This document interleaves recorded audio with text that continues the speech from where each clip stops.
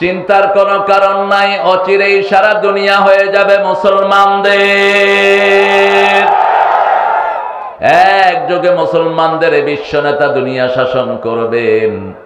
যারা ইসলামের বিরুদ্ধে যাবে তারাও কালেমা পড়ে মুসলমান হয়ে যাবে।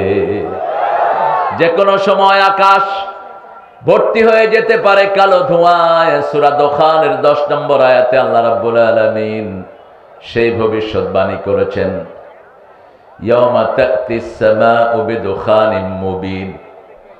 যে কোনো সময় আকাশ থেকে ধোঁয়া বের হবে, ওই ধোঁয়া কাফেরদের পেটে যাবে, নাড়ি ভুঁড়ি পেঁচ লেগে কাফেররা মরে থাকবে। মুমিনদের নাকে ঢুকবে, সামান্য সর্দির মাধ্যমে আল্লাহ বের করে দিবেন। আল্লাহ যেন সেই ধোঁয়ার আগে সবাইকে হেদায়েত দান করে দেয়। যাদের জন্য ইসলামের জন্য, যাদের হৃদয়ে ইসলামের জন্য জায়গা আছে, তাদেরকে জায়গা করে দিবেন কে? সূরা ইউনূস থেকে আজকে কথা বলার চেষ্টা করব। আল্লাহ তৌফিক দান করেন। বিপদ থেকে বাঁচার একটা শ্রেষ্ঠ দোয়া শিখিয়েছেন সাইয়েদনা ইউনূস আলাইহিস সালাম। রাসূল সাল্লাল্লাহু আলাইহি ওয়াসাল্লাম যখন তায়েফে মাইর খেলেন, তায়েফ থেকে আসার সময় একটা আঙ্গুর বাগানে তিনি রেস্ট নিয়েছিলেন। আঙ্গুর বাগানের যেই মালিক, সেই মালিক বলছে, লোকটাকে দেখে বড় সুন্দর মনে হচ্ছে, তুমি এই মানুষটাকে কিছু আঙ্গুর খাওয়ায়া দাও। যেই খাদেম আঙ্গুর নিয়ে গিয়েছিল, রাসূল সাল্লাল্লাহু আলাইহি ওয়াসাল্লাম তার নাম জিজ্ঞেস করলেন তোমার বাড়ি কোথায়? তিনি বললেন তার এলাকার কথা। ইউনূস আলাইহিস সালামের নাম বলে রাসূল সাল্লাল্লাহু আলাইহি ওয়াসাল্লাম বললেন, ওটা তো আমার ভাই ইউনূসের বাড়ির এলাকা। ছেলে বলছে, আপনি ওনাকে চিনেন কেমনে? রাসূল সাল্লাল্লাহু আলাইহি ওয়াসাল্লাম বলছেন, এক নবী আরেক নবীকে চিনে, কারণ সব নবীরাই পরস্পরে ভাই ভাই। আবার আমরাও নবীর ভাই, আমরাও নবীর কি? রাসূল বলেছেন সাল্লাল্লাহু আলাইহি ওয়াসাল্লাম, আমার ভাইদের জন্য আফসোস হয়, আবার অনেক ভাইদের জন্য আমার ভালোবাসা জাগে। সাহাবায়ে কেরাম বলছেন, আমরা তো আপনার ভাই। কয় না, তোমরা আমার সাহাবী। আমার পরে যারা পড়বে লা ইলাহা ইল্লাল্লাহু মুহাম্মাদুর রাসূলুল্লাহ সাল্লাল্লাহু, যারা আমার পরে কালেমা পড়বে, নামাজ পড়বে, ইসলাম মেনে চলবে, তারা আমার ভাই, তারা আমার কি? আল্লাহ আমাদেরকে নবী আলাইহিস সালামের ভাই হিসেবে আপনি কবুল করেন। কিন্তু তিনি আমাদের রুহানি বাপ। রুহানি বাপ। ওনার স্ত্রীকে আমরা কি বলি? মা আয়েশা আমাদের কি? জোরে বলেন। মা খাদিজা সাল্লামকে পুরুষ, কোন স্বাবলম্বী পুরুষ আব্বা ডাকতে নিষেধ করেছেন কে? সাথে সাথে রাসূল এও বলেছেন, কেউ যদি নিজের বাপ ছাড়া অন্য কাউকে বাবা ডাকে, সে জাহান্নামে তার জায়গা ঠিক করে নেয়। আপনি কোন পীরকে বাপ ডাকতে পারবেন না, নিষেধ, নিষেধ। বাপ এত সস্তা বাপ পারবেন না আপনি এটা ডাকতে। রাসূল নিষেধ করেছেন, যে নিজের বাপ ছাড়া অন্যকে পিতা ডাকে, জাহান্নামে সে তার জায়গা ঠিক করে নেয়। বুখারী মুসলিমের হাদিস। এমনকি সৌদি আরবের শ্বশুরকেও কিন্তু বাপ ডাকে না। আমরা শ্বশুরকে কি ডাকি? আব্বা ডাকি। অনেক জামাই তো নিজের বাপের থেকে শ্বশুরের বেশি আদর করে। অবশ্যই এই লোক আপনাদের এখানে নাই। এগুলো নিমক হারাম, এগুলো বদ সন্তান। এগুলো তোমার বাপের মর্যাদা নবীর পরেই, আর কেউ আসবে না এই মর্যাদায়। তোমার বাপ কাফের হলো তোমার বাপ, ঠিক কিনা? মর্যাদার চূড়ান্ত আসিনে তাকে বসাবা। ইব্রাহিম আলাইহিস সালামের বাপ ছিলেন মূর্তি পূজারী। ইব্রাহিম আলাইহিস সালাম যখন মূর্তিগুলোর ভুল ধরা শুরু করলেন, দেখে বাপ এগুলোর সামনে এভাবে দাঁড়ানো, তিনি জিজ্ঞেস করছেন। সূরা আম্বিয়ার ভিতরে আল্লাহ ঘটনা উল্লেখ করলেন, মা হাযিহি তামাসিলুল্লাতী আনতুম লাহা আকিফুন। ও বাবা, এই মূর্তিগুলোর সামনে তুমি ইতিকাফ করো কেন? হাত জোড় করে দাঁড়িয়ে থাকো কেন?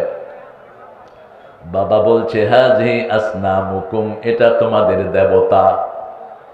আমার হাসান হাবিব ভাই সনাতন ধর্ম বলেছেন, হিন্দু ভাইরাও সনাতন ধর্ম বলে। আসলে সনাতন ধর্ম হলো আমাদের ইসলাম। কারণ পৃথিবীর প্রথম মানুষ তিনি ছিলেন মুসলমান। কি নাম? কি নাম? তো এর আগে তো ধর্মই নেই, এটা সনাতন ধর্ম হলো কেমনে? মূর্তি পূজা শুরু হয়েছে নূহ আলাইহিস সালামের দুই একটা ছেলের আমল থেকে। কিন্তু তারা যারা এই কিছু মূর্তিকে পূজা করতো, ওয়াদ্দা, সুআক, সূরা নূহের ভিতরে আল্লাহ এদের নাম দিয়েছেন, এদেরকে ধুইয়া সারা দুনিয়ার কাফেরদেরকে আল্লাহ দুনিয়া থেকে মেরে ফেলেছেন। নূহের প্লাবনে একজনও জীবিত ছিল না। কারণ নূহ আলাইহিস সালাম 950 বছরে দাওয়াত দিলেন, ইন্নী দাউতু কওমি লাইলান ওয়া নাহারা, রাত দিন আমি দাওয়াত দিয়েছি, ফালাম আজিদ মাই ইল্লা ফিরারা, আমার দাওয়াত গ্রহণ না করে শুধু তারা ভেগে গেছে। এরপরে রাসূল সাল্লাল্লাহু আলাইহি ওয়াসাল্লাম, এরপরে ইউনূস সাইয়েদনা নূহ আলাইহিস সালাম আল্লাহর কাছে দোয়া করলেন, আল্লাহ লা তাযার আলাল আরদি মিনাল কাফিরিনা দাইয়ারা, কোন কাফেরের ঘর দুনিয়াতে বাঁচিয়ে রাখবেন না। ইন্নাকা ইন তাযিরহুম ইয়াদিল্লু ইবাদাক ওয়া লা ইয়ালিদু ইল্লা ফাজিরান কাফারা, যদি দুই একটা কাফের বাঁচিয়ে রাখেন তাদের ঘর থেকে পাপিষ্ঠ আসবে, কাফের আসবে, নেককার আসবে না। কারণ আমি 9টা সিঁড়িকে দাওয়াত দিয়েছি, এরা আমার দাওয়াত গ্রহণ করে নেই, আমাকে পিটিয়ে পাহাড়ের উপর নিয়ে রেখে আসতো, সারা রাত দিন কাঁদতে থাকতেন নূহ আলাইহিস সালাম।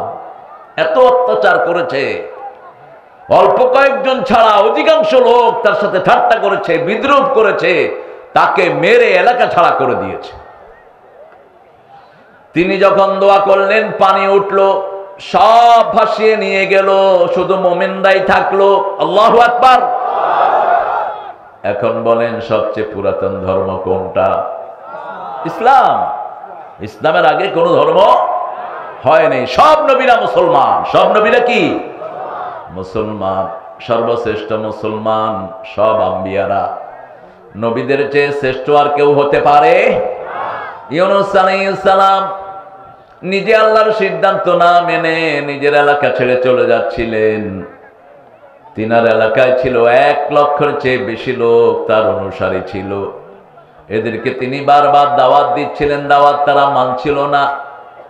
তিনি চিন্তা করলেন, আয় মেরে হামনশি চল কহি और চল, ইস চমন মে গুজারা নেহি। হে আমার বন্ধু, চলো এখান থেকে অন্য কোনো বাগানে চলে যাই, এই বাগানের বাসিন্দারা আমাদের কথা শুনছে না।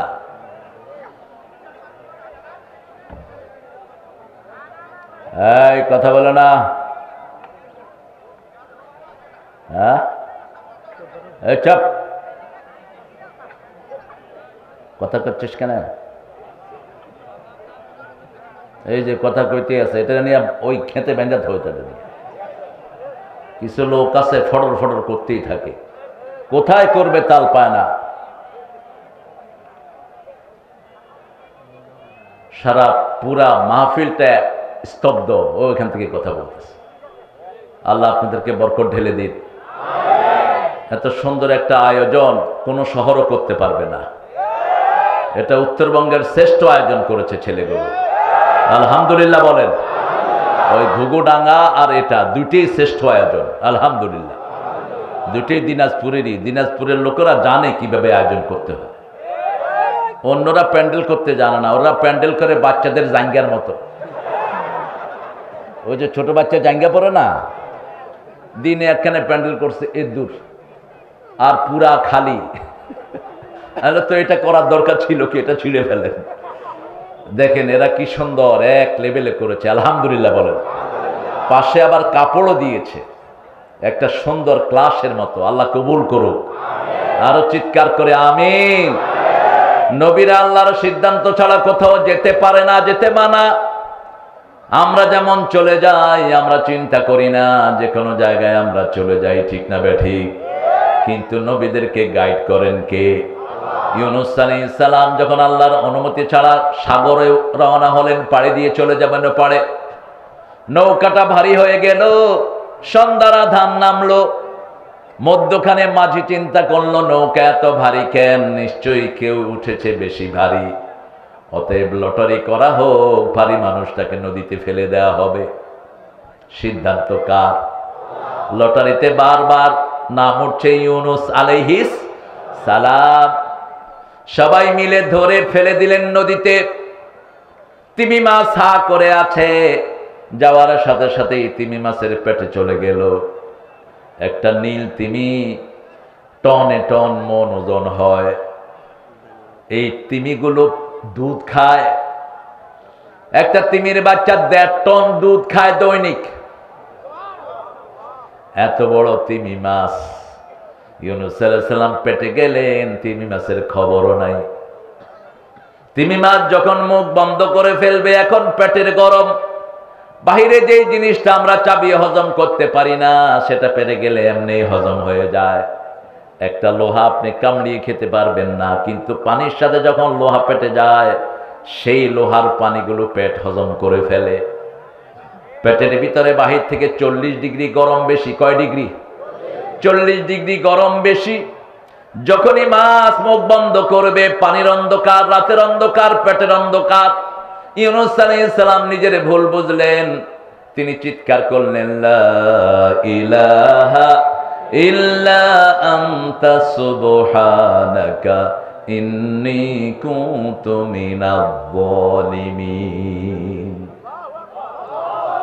সারা পৃথিবী ঘুমে, কেউ জাগনা নেই, মাছটিও জানে না তার পেটে সে কাকে জায়গা দিয়েছে। আসমানের মালিক ডাক শুনে ফেললেন, সাথে সাথে জবাব ছুড়ে দিলেন। মাছের পেট তিনার জন্য ফুলের বাগান হয়ে গেল। মাছ এখন দৌড়াদৌড়ি শুরু করলো, কখন ওনাকে উগলি দিবে। কেউ বলে 1 দিন, কেউ বলে 1.5 দিন, কেউ বলে 2.5 দিন। মাছের পেটে থাকলেন মাছ, নদীর তীরে তাকে উগলে দিয়ে দিলেন। সেখানে আল্লাহ একটা লাউ গাছ দিলেন। কি গাছ? শাজারাতুম মিন ইয়াকতিন, লতা গাছ। কি গাছ? লতা গাছ। যেগুলো লতা দিয়ে হয়, যেগুলো নিজের উপর দাঁড়াতে পারে না, অন্যকে ভর করে দাঁড়ায়। শাজারুম মিন ইয়াকতিন, এই গাছ দিলেন। এই জন্য এখন লাউকে ধরা হয় শরীরের সব রোগের জন্য একটা শ্রেষ্ঠ তরকারি লাউ। মেডিকেল সায়েন্স বলে লাউ যতক্ষণ পেটে থাকবে ডায়রিয়া হবে না, পেটের কোনো মারাত্মক অসুখ হবে না। সবচেয়ে ঠান্ডা তরকারি হলো লাউ। লাউয়ের ফ্যামিলি, কমলা, লাউ, চাল কুমড়া, এগুলো একই ফ্যামিলি, একই পরিবারের। যেমন শশা, ক্ষীরা, এগুলো হলো খালাতো ভাইয়ের মামাতো ভাই। শশাটা হলো লম্বা আর ক্ষীরাটা হলো ছোট। কার্যক্রমকারিতা একই। আল্লাহ এরকম ফ্যামিলি দিয়ে দিয়েছেন তরকারি। শিমের ভিতরে দেখবেন, বরবটির ভিতরে 2 রকমের তরকারি হয়, আছে না? বরবটি বলে তো আপনাদের এখানে, একটা লাল আর একটা সবুজ। দুটাকে মিলিয়ে খাবেন, রক্তনালী পরিষ্কার থাকবে।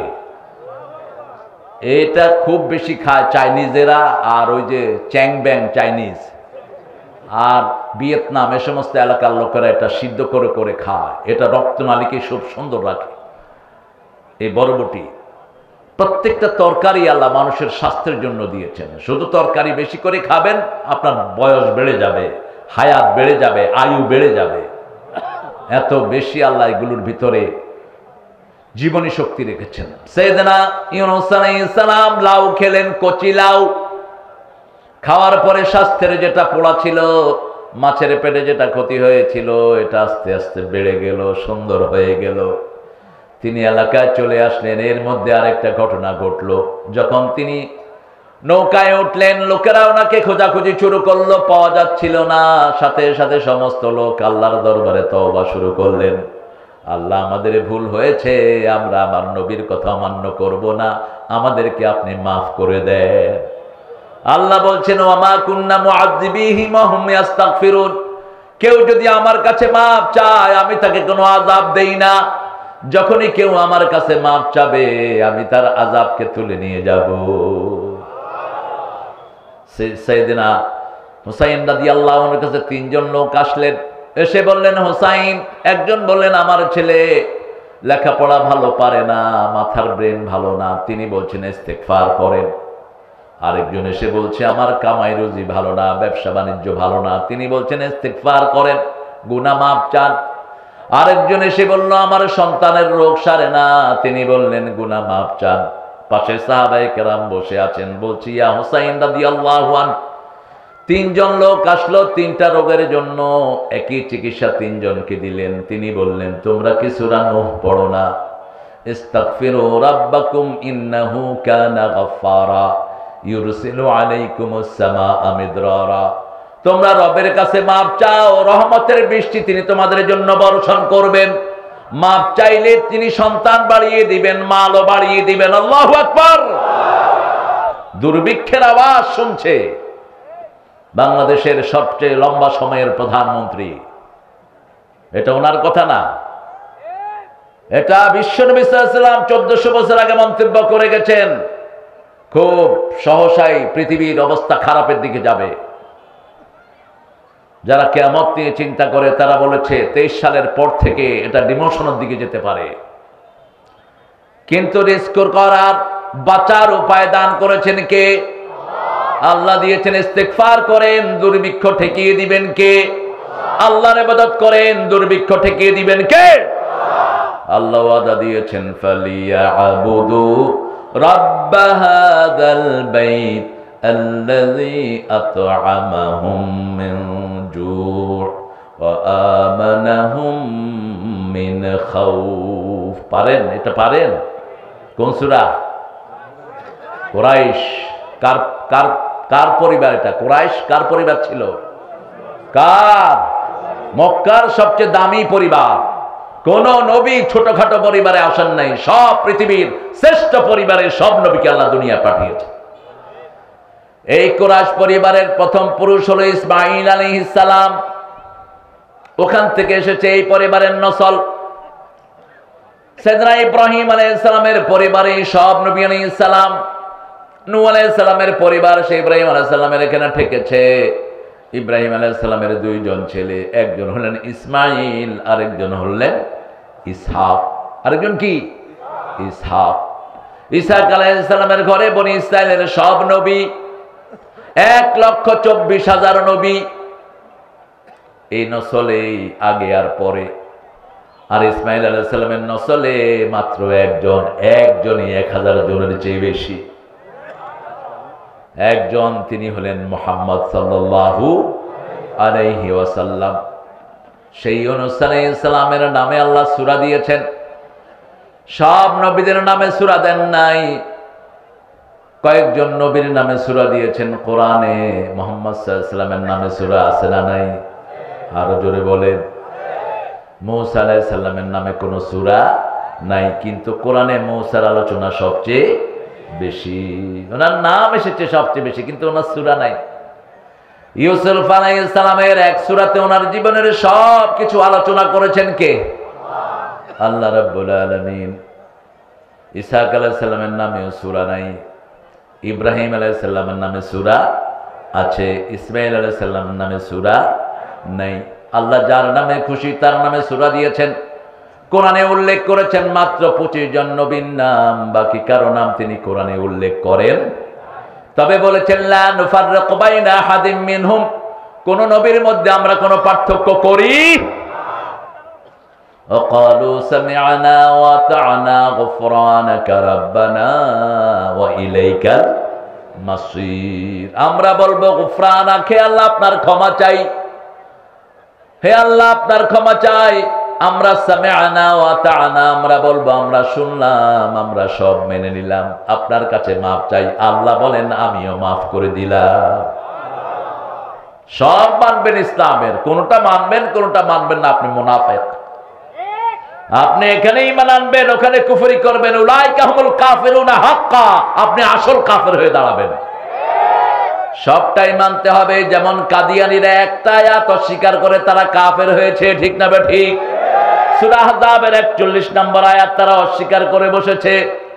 আল্লাহ বলছেন মা কানা মুহাম্মাদুন আবা আহাদিম মির রিজালিকুম ওয়ালাকির রাসূলুল্লাহি ওয়া খাতামান নাবিয়্যিন ওয়া কানা আল্লাহু বিকুল্লি শাইইন আলিমা। কি সুন্দর মানুষ, আলহামদুলিল্লাহ। আল্লাহ কবুল করুক। আজকে সারা রাত থাকবো, ঠিক আছে না? আপনার সারা রাত থাকেন, আমি আর আসান হাঁটবে একটু পরে চলে যাবো। সারা রাত থাকবেন কেন? এই যে আমাকে এখন আনছে, এত তো উচিত হয়নি। আমাকে আসার আগে আনা দরকার ছিল, সুন্নাহ হতো। রাসূল সাল্লাল্লাহু আলাইহি ওয়াসাল্লাম তো আসার পরে কোনো কথাই বলতেন না, ও আস্ত দূরের কথা। কানা ইয়াকরাহুন নাওম ক্বাবলা আল ইশা ওয়াল হাদিস বা'দাহু, বুখারীর হাদিস। তিনি আসার আগে ঘুম অপছন্দ করতেন, আসার পরে কথা অপছন্দ করতেন। আমরা সূরা ইউনূস থেকে কথা বলবো এখন, আল্লাহ তৌফিক দান করেন। আরো চিৎকার করে বলেন আমিন। খতমি ইউনূসটা মুখস্থ আছে তো? ইউনূস আলাইহিস সালামের একটা দোয়া আছে না, সেটা কিন্তু সূরা ইউনূসে নাই, সেটা সূরা আম্বিয়াতে দিয়েছেন আল্লাহ। কি জানি দোয়াটা? মুখস্থ আছে তো সবার? এটা আমাদের হিন্দু ভাইদেরও মুখস্থ আছে। তুফান টুফান হইলে ভগবান কয় না, কালেমাই কয়। বাংলাদেশে হিন্দু ভাইরা আসলে একটু যদি এদেরকে আপনার আদর করতেন, এদের অধিকারগুলো দিতেন, এরা সব আপনাদের সাথে মুসলমান হয়ে নামাজ পড়ত। ঠিক না বে ঠিক? কারণ ওদের ধর্মের কিচ্ছু ওরা জানে না, কিচ্ছু জানে না। ওদের ঠাকুররাই জানে না, ওরা জানবে কি? এক ঠাকুরকে জিজ্ঞেস করলাম, তেরা পাস কিতনা কিতাব ইয়া হ্যায়, কয়টা বই তোমার ধর্মে? কয় মেরা পতা নেহি, मेरा ऊपर भी एक ठाकुर है, वो जानते हैं। अरे भाई उल्लू का पट्टा तो क्या करता है? कोई हमारे ऊपर ठाकुर आरेकजन আছে, হে জানে, আমি জানি না। আরে তো শুন লে, तेरा पास 7 किताब या है, ऋग्वेद, अथर्ववेद, यजुर्वेद, कल्कि, पुराण, महाभारत, गीता। হেফজ কর, মুখস্থ কর। আর আমরা মুসলমান কত ভাগ্যবান, সবাই জানে আমাদের একটা কিতাব, কি নাম? সবার পেটে একটা দুইটা সূরা মুখস্থ আছে না নাই? এমন কোন মুসলমান পাওয়া যাবে না যার পেটে কোনো কোরআনের কিছুই নাই। বরং কালেমা পড়ার পরেই আল্লাহ তাদেরকে উপহার দিয়ে দেয়, আলহামদুলিল্লাহি রাব্বিল আলামিন আর রহমানির রহিম মালিকি ইয়াউমিদ্দিন ইয়্যাকা না'বুদু ওয়া ইয়্যাকা নাস্তাঈন ইহদিনাস সিরাতাল মুস্তাকিম সিরাতাল্লাযীনা আন'আমতা আলাইহিম গায়রিল মাগদুবি আলাইহিম ওয়ালাদ-দাল্লিন। আমিন। এই আমিন নিয়ে এখন ঠেলাঠেলি, কে জোরে কইব, কে আর আস্তে কইব। ঠেলাঠেলি যেগুলো করে এগুলো ইসলামের দুশ্মন। ঠেলাঠেলি করস কেন মূর্খ? যার খুশি জোরে কইবে, যার খুশি আস্তে বলবে। তবে ইমাম যদি আস্তে বলে, তুমি ইমাম আস্তে কয়, তুমি পিছন থেকে আমিন, ইমাম তো দৌড় মারবো। তুমি এটা করবা কেন? দেখতে দিবা কোন ইমাম যদি মুতল্লিকে ভয় করে নামাজ শর্ট করে, লম্বা করে, ওই ইমামের নামাজ হবে না, কিন্তু মুসল্লিদের নামাজ হয়ে যাবে। ইমাম যদি বিনা ওযুতেও নামাজ পড়ায়, মুসল্লিদের নামাজ হয়ে যাবে। এজন্য কোন মসজিদ বাছাই করবেন না, মসজিদ পাবেন যেখানে ঢুকবেন। মসজিদে গেলেই আপনাকে বরকত দিবেন কে? মসজিদে যারা যায় না এরা মুনাফিক। এরা কি? মুনাফিক। মুমিন মসজিদে যাবে। দেখেন না জাতীয় কবি কি ভালোবাসতেন মসজিদকে, তিনি বলতেন, মসজিদেরই পাশে আমার কবর দিও ভাই, যেন গড়ে হতেও মুয়াজ্জিনের আযান শুনতে পাই। আমার গোরের পাশে দিয়ে ভাই নামাজিরা যাবে, পবিত্র সেই পায়ের ধ্বনি এ বান্দা শুনতে পাবে। গোর আযাব থেকে গুনাহগার পাইবে রেহাই, মসজিদেরই পাশে আমার।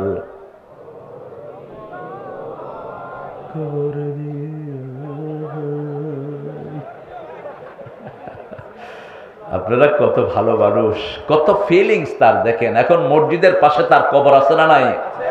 কিন্তু নামাজ নাই, রোজা নাই, মসজিদের পাশে কবর দিয়ে কোনো লাভ। নামাজ যদি 5 ওয়াক্ত পড়েন, রাসূলকে যদি ভালোবাসেন, এখানে কবর হবে, মদিনার সাথে আল্লাহ লাইন লাগায় দিবেন। কবর হবে বাংলাদেশে, শোনা যাবে মদিনার আওয়াজ।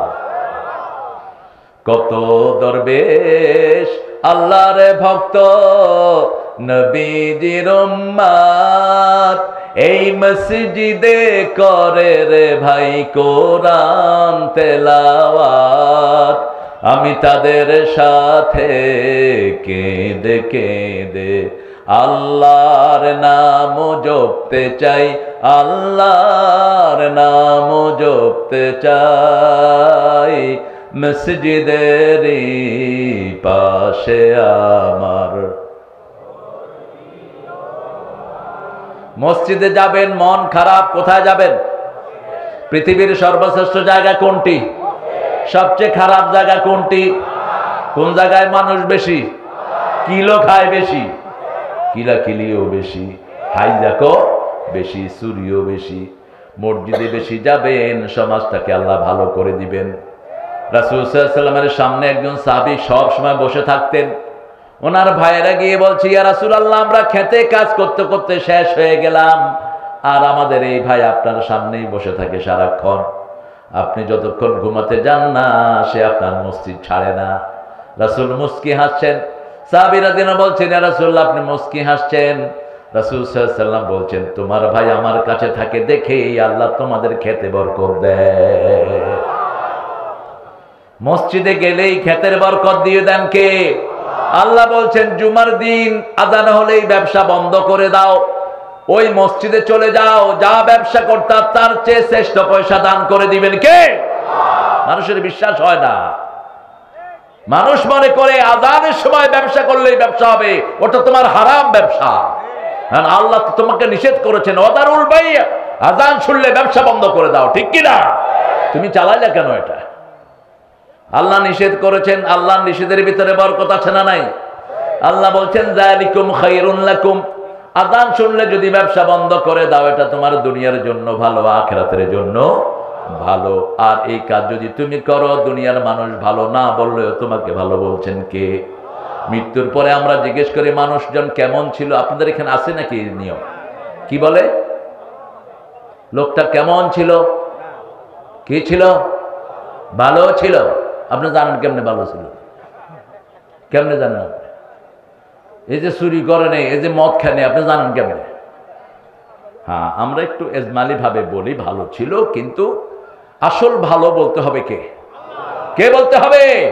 আল্লাহ বলছেন, আযান শুনলে যদি ব্যবসা বন্ধ করে দাও, আমি তোমাকে ভালো সার্টিফিকেট দিচ্ছি। আমি আল্লাহ তোমাকে সার্টিফিকেট দিচ্ছি, তুমি দুনিয়াতেও ভালো, আখিরাতেও ভালো। তুমি যদি আমার উপর ঈমান আনো, জিহাদ করো, তুমি দুনিয়াতেও ভালো, আখিরাতেও। জিহাদ মানে তলোয়ার নিয়ে কারো পিছনে দৌড়ানো না। এই যে ছেলেরা মাহফিল করেছে, এটাও জিহাদ। এটাও কি? আমরা ইসলামের পক্ষে আছি, এটাও জিহাদ। আমার ভাই সুন্দর দাড়ি রেখেছেন, এটাও জিহাদের অংশ। চূড়ান্ত জিহাদ হলো আমাদের বিরুদ্ধে যদি কেউ লাঠি নিয়ে আসে, আমরা তাকে বারণ করব, কিন্তু যদি না শুনে ফাইনালি তাকে জবাব দিয়ে দেব। এখন মুসলমান মার খাচ্ছে, মনে করো না সারা জীবন মুসলমান মারই খাবে। মুসলমান আগে মার খায়, পরে মার দেয়।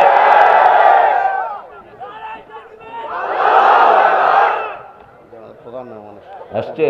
আলহামদুলিল্লাহ, আসেন আসেন। মাশাআল্লাহ মাশাআল্লাহ। ফারুকুজ্জামান চৌধুরী মাইকেল ভাই, ভালো আছেন? বসেন মাইকেল ভাই।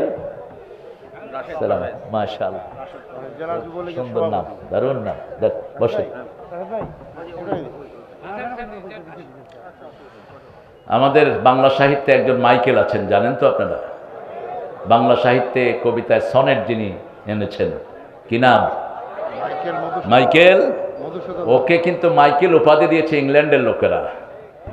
সে যে ইংলিশ সনেট লিখেছে, ওটা অনেক ইংলিশ কবিও লিখতে পারেনি। কি প্রতিভাবান যশোরের মানুষ। শতত হেন তুমি পড়ো মোর মনে, শতত তোমার কথা ভাবিয়ে নিরলে। এই যে চতুষ্পদী সনেট, এটা এনেছেন মাইকেল। আমার ভাই মাইকেলের কবিতা মুখস্থ করবে আশা করি। সুন্দর নাম ফারুকুজ্জামান, জামানার পার্থক্যকারী। আল্লাহ ভাইকে ইসলামের জন্য কবুল করুক, আল্লাহ পারভেজ ভাইকে ইসলামের জন্য কবুল করুক। আমরা কোন নবীর কথা শুনছিলাম? ইউনুস আলাইহিস সালাম। তিনাকে আল্লাহ কিভাবে অ্যাড্রেস করলেন দেখেন, তিনার সূরাটা আলিফ লাম রা তিলকা আয়াতুল কিতাবিল হাকিম আকানা লিন-নাসি আজাবা আন আওহাইনা ইলা রাজুলিন মিনহুম আন আনযিরিন নাসা ওয়াবাশশিরিল লাযীনা আমানু আন্না লাহুম কদমা সিদকিন ইনদা রাব্বিহিম وقال الكافرون إن هذا لساحر مبين। আলিফ লাম রা, এটা হলো কোরআনের সবচেয়ে বড় আশ্চর্যজনক শব্দ। এটা পৃথিবীর অন্য কোনো কিতাবে পাওয়া যায় না, যেটা কোরআনে পাওয়া যায়। এটার অর্থ আল্লাহ ছাড়া আর কেউ জানে না, কিন্তু পড়লেই সওয়াব হয়। পড়লেই সওয়াব। অর্থ জানেন কে? এটার ভিতরে শরীয়তের কোনো বিধান নাই, যেটা আমাদের জানতেই হবে। রাসূলও প্রশ্ন করেন নাই, আমরাও প্রশ্ন করব। তিলকা আয়াতুল কিতাব, আল্লাহ বলছেন ওই কিতাব, যেই কিতাবটি লৌহে মাহফুজে আছে। তিলকা সে দূরের জন্য, হাজা সে নিকটের জন্য। আল্লাহ বলছেন ওই কিতাব যেটা লৌহে মাহফুজে আমি সংরক্ষণ করেছি। দুনিয়ার সব কিতাব দুনিয়াতে যদি পড়ে যায় নষ্ট হয়ে যাবে, কিন্তু একমাত্র কিতাব আল্লাহ এমন জায়গায় সংরক্ষণ করেছেন, সারা দুনিয়া পুড়ে গেলেও এই কিতাবের কিছু হবে না। মানুষের শরীরে এমন জায়গায় কোরআন। এখন এমআরআই হয়, আপনারা জানেন এমআরআই কি? ব্রেনে আছে 2700 কোটি সেল, হার্টে আছে 2500 কোটি সেল। এমআরআই করলে সেলগুলোর কোথায় কি ময়লা জমেছে, কি প্রবলেম ফেস করছে একজন মানুষ, ডক্টর ক্যান আইডেন্টিফাই ইজিলি। ডাক্তাররা খুব সহজে এটা দেখেন। এমআরআই যখন একজন লোকের রোগ তিনারা নির্ণয় করতে পারছেন না, তখন এমআরআই এর নির্দেশ দেওয়া হয়। এটা অত্যন্ত ঝুঁকিপূর্ণ একটা কাজ, পুরা বডিটা মেশিনের ভিতরে চলে যায়। সেই এমআরআই করলে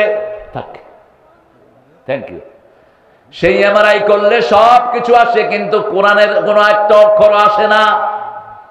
কোথায় লুকিয়ে থাকে এই অক্ষরগুলো? যখনই আমরা নামাজে দাঁড়াই, নিজের অজান্তে ভিতর থেকে চলে আসে আলহামদুলিল্লাহি রাব্বিল আলামিন আর রহমানির রহিম মালিকি ইয়াউমিদ্দিন। কোরআনের চেয়ে শ্রেষ্ঠ কোনো সঙ্গীত নাই, কোরআনের চেয়ে শ্রেষ্ঠ কোনো সুরও নাই। ঠিক না ঠিক? যে কোনো মানুষের কাছে পড়বেন তার হৃদয়ে দাগ কাটবে। যে কোনো মানুষের সামনে পড়বেন, মানুষ অবাক হয়ে তাকিয়ে থাকবে, এত সুন্দর সাউন্ড বানালো কে? একটা দুইটা না, হাজার পরীক্ষা হয়েছে সারা পৃথিবীতে।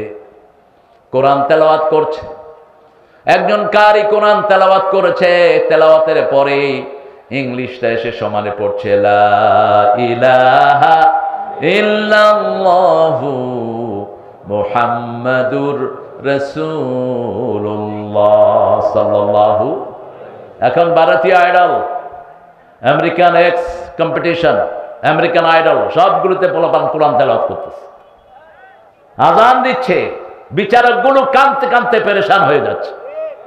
এটা কোন সুর যেখানে সব পাওয়া যায়? পৃথিবীর যত বড় বড় শিল্পী, এদের যখন গান গায়, এদের গলার নোট 3 থেকে 4টা পার হয় না। 7টা ঘরনা আছে গলায়, 7টা ঘরনা। এই 7টা ঘরনার শিল্পী মহাদেশে হলো মেহেদী হাসান। এই জন্য তাকে গজলের সম্রাট বলা হতো। আর কেউ নেই। কিন্তু যখন কে কোরআন তেলাওয়াত করে, এই 7টা ঘরনা টাচ করে। একজন বড় শিল্পী বুঝে কোরআন যে কত বড় উন্নত শিল্পের একজন শিল্প চর্চা। একজন ভালো সুরকার বোঝে আজানের ভিতরে আল্লাহ কত রকমের সুর দিয়েছেন। বেকুবের বোঝা সম্ভব না, বেকুব তো বেকুবই। এজন্য কোরআন তেলাওয়াত করবেন, শরীরও ভালো, মনও ভালো হয়ে যাবে, চোখ ভালো থাকবে। ঠিক না বা ঠিক? কোরআন থেকে সব সময় নূর বের হয়। কি বের হয়? নূর বের হয়। কোরআন পড়লে আল্লাহ বলছেন অনুনাজ্জিলু মিনাল কুরআন মা হুয়া শিফাউ ওয়া রাহমাতুল লিল মুমিনিন ওয়া লা ইয়াজিদুল যালিমিনা ইল্লা খাসারা। তোমরা যদি কোরআন পড়ো, কোরআনে যা নাজিল করেছি সবটাই হলো কিউরেন্স, সবটাই হলো আরোগ্যতা। একদিকে পড়বেন আর একদিকে রোগবাদী ভালো হয়ে যাবে। তবে কোরআনের সাথে ঔষধের দরকার আছে না নাই? আমরা দুই দল, দুই দিকে ঢুকছি। রাসূলের হাতে পোকা কামড় দিল, গভীর রাত, ঝিমানো চাঁদ। রাসূল সাল্লাল্লাহু আলাইহি ওয়াসাল্লাম উঠেছেন, হঠাৎ করে ছোট পোকা একটা এখানে কামড় দিল। তিরমিজির বর্ণনা। রাসূল পোকাটাকে সরিয়ে দিয়ে বললেন, পোকা তুমি মানুষও চিনো না, নবীও চিনো না, পোকা তো পোকাই। মা আয়েশাকে বললেন, লবণ পানি গরম করে আনো। তিনি লবণ পানি গরম করে আনলেন, এখানে ঢালো। আজকের মেডিকেল সায়েন্স কোনো ব্যথার জন্য লবণ পানি দেয়, এটা শিখিয়েছেন মুহাম্মদ সাল্লাল্লাহু। আজকের মেডিকেল সায়েন্স বলছে পানি ভিতরে ফু দিও না, 1400 বছর আগে বলেছেন মুহাম্মদ সাল্লাল্লাহু। আজকের মেডিকেল সায়েন্স বলছে মাছি দুধের ভিতরে, পানির ভিতরে পড়লে মাছি ডুবিয়ে দাও, 1400 বছর আগে বলেছেন মুহাম্মদ সাল্লাল্লাহু। মাছির দুইটা ডানা এইভাবে পড়ে, বাম ডানার ভিতরে রোগ, ওই রোগের ঔষধ থাকে ডান ডানার ভিতরে। আপনি যদি ডুবিয়ে দেন পানিটা নিরোগ হয়ে যায়। এটা 1400 বছর আগে বলেছেন মুহাম্মদ সাল্লাল্লাহু। মা আয়েশা পানি ঢালছেন, রাসূল সাল্লাল্লাহু আলাইহি ওয়াসাল্লাম সূরা ফাতিহা পড়ছেন, আলহামদুলিল্লাহি রাব্বিল। এক এক আয়াত করে পড়তেন। তিনি কখনো এক শ্বাসে সূরা ফাতিহা পড়তেন না। মনে রাখবেন, এক শ্বাসে সূরা ফাতিহার পড়ার জায়গা হলো আপনি যখন মুখস্থ করবেন, কিন্তু নামাজে যখন যাবেন এক শ্বাসে পড়বেন না, নামাজ হবে না, হবে না। ওটা হদর পড়ার জায়গা না, আপনি হদর পড়বেন না ওখানে। ওরাত্তিলিল কুরআনা কোন সূরাতে? ইয়া আইয়ুহাল মুযাম্মিল কুমিল লাইলা ইল্লা নিসফাহু ওয়া বিনকুস মিনহু কালিলা আও জিদ আলাইহি ওরাত্তিলিল কুরআনা মা হুয়া তারতিল। তারতিল কি? থেমে থেমে পড়া। The way recited by Muhammad, যেভাবে মুহাম্মদ সাল্লাল্লাহু আলাইহি ওয়াসাল্লাম পড়েছেন ওইভাবে পড়বেন, অন্য কোনো সিস্টেমে না। থেমে থেমে পড়বেন, কারণ কথা বলেন কে? রাসূল সাল্লাল্লাহু আলাইহি ওয়াসাল্লাম যখন পড়া শেষ করলেন, পড়াও শেষ, পানিও শেষ, ব্যথাও শেষ। মা আয়েশা বললেন, ইয়া রাসূলুল্লাহ সাল্লাল্লাহু আলাইহি ওয়াসাল্লাম আপনি তো শুধু ফু দিলেই হতো। রাসূল সাল্লাল্লাহু আলাইহি ওয়াসাল্লাম বললেন, শোনো আয়েশা, ফুটা হলো আল্লাহর রহমত, আর লবণ পানি হলো এটার ঔষধ। দুটা মিলে চিকিৎসা পরিপূর্ণ হয়। আমাদের যখন করোনা বাড়লো, বর্তমান সরকার হেফজখানাগুলো খুলে দিল, করোনার ভিতরে রহমত হওয়া শুরু। এরপরে যখন ঔষধ আসলো, পরিপূর্ণ ভালো হয়ে গেলাম, ঠিক কিনা? মসজিদগুলো খোলা হলো। প্রথম যখন মসজিদে গেলাম করোনার ভিতরে, কয় 3 হাত, 3 হাত। আমি কইলাম কি সর্বনাশ, 3 হাত মাপবো কেমনে? এদিকে 3 হাত, এদিকে 3 হাত। একজন মুরব্বী দেখি লাঠি নিয়ে আসছে মাপার জন্য। 2 দিন পরে লাঠিও নাই, মুরব্বী আমার পাশে এসে খাড়াইছে। নাহলে কি ব্যাপার, হাত গেল কই? কয় করোনা মসজিদে আসে না, ভুলেও করোনা বাহিরে থাকে। রহমত করেছেন কে? গরিব দেশ, আল্লাহর রহমত আমাদের উপর বেশি না কম? কারণ আমরা বিপদে পড়লেই কাকে ডাকি?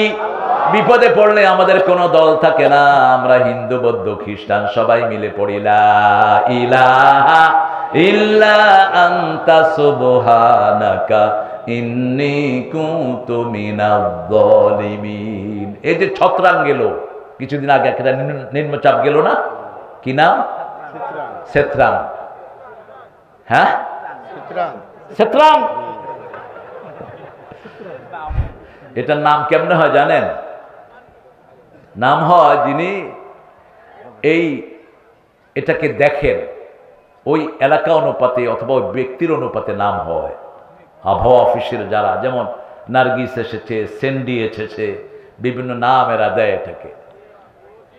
মহসিন, হ্যাঁ, আমার নামে কোনোটা আসেনি, কিন্তু হাবিব ভাইয়ের নামও আসে না, মাইকেল ভাইয়ের নামও আসে না, আসতে পারে ভবিষ্যতে। তো এই সেত্রাং যখন আসলো চট্টগ্রামের, আমার পরের দিনই প্রোগ্রাম ছিল সেত্রাঙ্গের 2 দিন পরে, ওরা বললো যে হুজুর যখনই এটার 7 নম্বর সিগন্যাল দেওয়া হলো, বৌদ্ধ হিন্দু সব মিলে আমরা একসাথে কালমা পড়া শুরু করলাম। এটা এখানে ধাক্কা দিল না, ধাক্কা দিল গিয়ে ভারতে, যেখানে পড়ে না সেখানে ধাক্কা দেয়। আল্লাহর আযাবগুলো ঘুরতে থাকে, যখন মানুষ আল্লাহর কাছে পানা চায় আযাব সেখান থেকে চলে যায়। আল্লাহ ওয়াদা করেছেন আমার গোলাম যখন আমার কাছে মাপ চায় আমি কোনো আযাব তাকে দেই। ইউনূস আলাইহিস সালাম সেখান থেকে উদ্ধার হলেন। আল্লাহ রাব্বুল আলামিন সূরা ইউনূসে বলছেন তিলকা আয়াতুল কিতাব, আমাদের প্রত্যেকের আমলনামা একটা কিতাব। পড়ি কিতাব, সিনেমা হলে যেটা দেখি সেটাও কিতাব, সেটাও কি কিতাব। পুরা জীবনটাই একটা কিতাবের সমষ্টি। বড় সুন্দর বলেছেন একজন দারুণ কবি, ঠাই নাই ঠাই নাই ছোট সে তরি, তোমারই সোনার ধানে গিয়েছে ভরি। কোন কবি? হ্যাঁ হ্যাঁ, কবিতার বইয়ের নাম কি? সোনার তরী। হ্যাঁ, এই সোনার তরী, সোনার তরীতে তিনি লিখেছেন, অনেক দামি দামি কথা তিনি লিখেছেন। কিন্তু আমাদের নজরুল ছিল ভিন্ন ডাইমেনশনের কবি। রবীন্দ্রনাথ ঠাকুর তিনি সব লাইনে সাহিত্যের বিচরণ করেছেন। সোনার চামচ মুখে দিয়ে বড় হয়েছে, জমিদারের সন্তান ছিলেন। নজরুল ছিল দুখু মিয়া, দুখু মিয়া, দুঃখেই যার জীবন গড়া। ছোটবেলা থেকেই হোটেলের বয়, হোটেলের মেসিয়া, এরপরে গিয়ে মুক্তবে আবার পড়িয়েছেন তিনি। হোটেলে যখন ছিলেন রুটি বানাতেন আর মুখে মুখে কবিতা বলতেন, ছন্দে ছন্দে দোনি আনন্দে আমি বন ফুল গো, বনের পাখি আমায় চিনে পাপিয়া বুলবুল গো, আমি বন ফুল গো। নজরুল যেখানেই সুর পেয়েছেন টেনে নিয়ে এসেছেন বাংলা সাহিত্যে। তো কাওয়ালের সুর। তিনি ক্যালকাটায় গেলেন, দেখেন ক্যালকাটার মুসলমানরা মিছিল বের করেছে, আয়ে মোহাম্মদ সরওয়ারে আলম করে দে ডেরা পার, আয়ে মোহাম্মদ সরওয়ারে আলম করে দে ডেরা পার। ডেরা পার করবে কে? জোরে বলেন। নজরুল সেখান থেকে সুর নিলেন, লেখলেন তিনি, ত্রিভুবনের প্রিয় মোহাম্মদ এলো রে দুনি।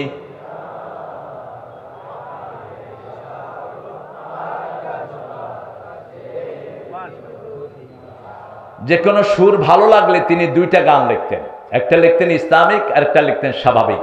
শুকনো পাতা নূপুর পায়ে বাজিছে ঘূর্ণি বায়, জল তরঙ্গের ঝিলিমিলি ঝিলিমিলি ঢেউ তুলে সে যায়। দুটি সুর তিনি দুটি লেখা একসাথে লিখতেন। তিনি বলেছেন আমি কবিতায় যা দিয়ে গেলাম, সাহিত্যে কি দিয়েছি আমি জানি না, কবিতায় যা দিয়ে গেলাম আমি চিরতরে দূরে সরে যাব, তবু দেবে না আমায় ভুলিতে, আমাকে ভুলতে পারবে না কেউ। বাংলা সাহিত্য যেই কদিন থাকবে নজরুলকে চর্চা করতে হবে, ঠিক কিনা? একটা কবিতা দিয়েই নোবেল পাওয়ার উপযুক্ত ছিল এই নজরুল। নজরুলের বিদ্রোহী কবিতা শুনে রবি ঠাকুর কতবার যে তাকে ধন্যবাদ দিয়েছে, বলছে হেরে পাগলা তুই আমার চেয়ে অনেক বড় কবি তুই, কিন্তু তোর জীবনে কিটসের মতো সেলসের মতো তোর জীবনে দুঃখ আছে। নজরুল বলছেন সেই দুঃখ দেখার জন্য কত বিনিদ্র রজনী আমি কেটেছি। আমি যখন আমার ছেলে বুলবুলকে হারাই ঠিক সেই সকালেই আমার ঘরের পিছনে একটি ফুল গাছ হাসনা হেনা ফুল ফুটেছে। নজরুলের এক্সপ্রেশন ছিল যে অনন্য সাধারণ। আল্লাহ তাকে মাফ করে দেন, আরো জোরে আমিন। ইসলামের জন্য সুন্দর সুন্দর লেখা তার কবিতায় আছে না নাই? প্রেমের কবিতা এত অসাধারণ তিনি লিখেছেন, আনপ্যারালাল তার প্রেমের কবিতা। যেখানেই হাত চালিয়েছেন সেখানেই সোনা ফলেছে। হিন্দু ভাইদের পূজার জন্য তিনি যা লিখেছেন রবি ঠাকুর তা লিখতে পারেন নাই। তিনি লিখেছেন ব্রজবতী খেলে হরি, খেলে আনন্দ নবঘন শ্যাম শাখে, ব্রজবতী খেলে হরি। আবার তিনি যখন ইসলামকে নিয়ে লিখেছেন, আল্লাহ আমার প্রভু আমার নাহি নাহি ভয়, আমার নবী মোহাম্মদ যাহার তারিফ জগতময়, আল্লাহ আমার প্রভু আমার নাহি নাহি ভয়। ভয় আছে নাকি আমাদের? ভয় আছে। এই জন্য আমাদেরকে পৃথিবী ভয় পায়, ঠিক না ঠিক? এক আল্লাহকে সেজদা করি, এই জন্য লক্ষ দেবতার সামনে আমাদের মাথা নোয়াতে হয় না। এক আল্লাহর হুকুম মানি, এই জন্য কাউকে আমাদের পরোয়া করতে হয় না। আমাদের দেশের নেতা বলেছিলেন, ফাঁসির কাছে গেলেও আমি বলবো আমি একজন মুসলমান। আমি কি মুসলমান? এটাই বড় পরিচয়। আমি ওই মাযহাব এটা ভুলে যান। আল্লাহ বলেছেন মুসলমান বলে পরিচয় দিবা। এখন আমাদের মধ্যে হানাহানি, দলাদলি, এগুলো আমরা ভুলে যেতে হবে, ঠিক না ঠিক? অন্য ভাইদেরকে বুকে টেনে নেব। আমার প্রতিবেশী হিন্দু ভাই, তার ঘরে খাওয়া আছে কিনা আমি দেখব, তার গায়ে কাপড় আছে কিনা দেখব, তার ছেলে রুগ্ন হলে আমি তাকে হসপিটালে নিয়ে যাব। এটাই করতেন রাহমাতাল লিল আলামিন। আল্লাহ রাব্বুল আলামিন বলছেন, তিলকা আয়াতুল কিতাবিল হাকিম, বিজ্ঞানে ভরা কিতাব। এই কিতাবটার ভিতরে বিজ্ঞান দিয়ে আল্লাহ ভরে দিয়েছেন। রাসূল সাল্লাল্লাহু আলাইহি ওয়াসাল্লাম ছিলেন বিজ্ঞানের জনক। বিজ্ঞান এখন যা করে সবটাই শিখিয়েছেন মুহাম্মদ সাল্লাল্লাহু। মেডিকেল সায়েন্স বলছে ডান হাতে থেকে কেউ যদি খায় তার খাওয়া কখনো বুকে আটকিবে না। 1400 বছর আগে রাসূল বলছেন, বুখারীর হাদিস, ইয়া গোলাম সাম্মিল্লাহ কুল বিয়ামিনিক কুল মিম্মা ইয়ালিক, হে গোলাম তুমি ডান হাতে খাও, তোমার সামনে যেটা আছে সেটা খাও, তুমি আল্লাহর নাম নিয়ে খাও। সুবহানাল্লাহ। আল্লাহর নাম নিয়ে খালি জিহ্বাটা ভালো থাকে, ঠিক না বা ঠিক? ভিতরের অর্গানগুলো কথা শুনে কার? আল্লাহর কথা শুনে। আপনার অজান্তেই আপনার শরীর কথা শুনে কার? আল্লাহর কথা শুনে। যেমন আল্লাহ চোখকে বলেছেন দেখতে, আপনি চোখ দিয়ে খেতে পারবেন না। মাথাকে বলেছেন রিসিভ করতে, মাথাকে বলেছে তুমি রিসিভ করবা। মাথা অন্য কোনো কাজ করতে পারে না। হাত দিয়ে আমরা রিসিভ করি, মাথা দিয়ে এক্সপোজ করি। সবগুলোর আলাদা আলাদা কাজ আল্লাহ রাব্বুল আলামিন দিয়েছেন। এজন্য আল্লাহ বলছেন, আফাগায়রা দীনিল্লাহি ইয়াবগুন ওয়ালাহু আসলামা মা ফিস সামাওয়াতি ওয়াল আরদ তাওআন ওয়া কারহান ওয়া ইলাইহি ইউরজাউন। ইসলাম ছাড়া কোন জিনিস তোমরা গ্রহণ করে নিতে চাও? ইচ্ছায় অনিচ্ছায় তোমাদের সবকিছু আল্লাহর হুকুম মেনেই চলে, ঠিক না বা ঠিক? শুধু একটু স্বাধীনতা তোমাদের আছে, ইম্মা শাকিরা ওয়া ইম্মা কাফুরা। এখানে এসেছেন আপনার স্বাধীনতায়, আপনি সিনেমা হলেও যেতে পারতেন, ঠিক না বা ঠিক? এই ফ্রিডমটার কারণে আপনার বিচার হবে। গরু ছাগলের কোনো বিচার হবে? ফেরেশতাদের কোনো বিচার হবে না। ফেরেশতাদের এই ফ্রিডম নাই। ফেরেশতারা শুধু আল্লাহর তাসবিতে ব্যস্ত, অন্য কোনো চয়েস তাদের। কিন্তু আমরা মানুষ, আমাদের অনেক রকমের ডাইমেনশন আছে। আমরাও সুস্থ হই, আমাদের ঝগড়াঝাটি হয়, তারপরেও যখন আল্লাহর শুকর আদায় করি আল্লাহ আমাদের উপর খুশি হয়ে যায়। এত বিপদের পরেও যখন আমার আযান শুনে সব কাজ ফেলে মসজিদে চলে যায়, ঠিক না ঠিক? এই জন্য আমাদের উপর খুশি হন কে? আমাদের মর্যাদা ফেরেশতার উপর দিয়েছেন কে? আল্লাহ বলছেন একটা কিতাব দিয়েছি, এই কিতাবটা যদি ডান হাতের জন্য তৈরি করো বিনা হিসাবে আমি জান্নাত দান করে দেব। আম্মা মান উতিয়া কিতাবাহু বিয়ামিনিহি ফাসাউফা ইউহাসাবু হিসাবান ইয়াসীরা ওয়া ইয়ানকালিবু ইলা আহলিহি মাসরুরা। যার কিতাবটা ডান হাতে দেয়া হবে আল্লাহ বলছেন আমি সহজ হিসাব তার করে দেব। রাসূল সাল্লাল্লাহু আলাইহি ওয়াসাল্লাম সেজদায় যেতেন আর কাঁদতেন আর পড়তেন আল্লাহুম্মা, পড়েন আল্লাহুম্মা হাসিবনি হিসাবাই ইয়াসীরা, আল্লাহুম্মা হাসিবনি হিসাবাই ইয়াসীরা। মা আয়েশা জিজ্ঞেস করলেন, ইয়া রাসূলুল্লাহ আপনি এই দোয়াটা করেন কেন? রাসূল সাল্লাল্লাহু আলাইহি ওয়াসাল্লাম বলেন, আয়েশা রে এই জন্যই করি, আল্লাহ যদি কারো হিসাব চায় হিসাব দেওয়ার ক্ষমতা কারো নাই। আমি এই দোয়াটা এই জন্যই করি যাতে আল্লাহ রাব্বুল আলামিন আমার বিনা হিসাবে করে দেয়। তবে আল্লাহ ওয়াদা দিয়েছেন তিনি আমারে মাফ করে দিবেন। আরো আস্তে কন্যা সুবহানাল্লাহ। আরে দোয়া করবেন। আলহামদুলিল্লাহ।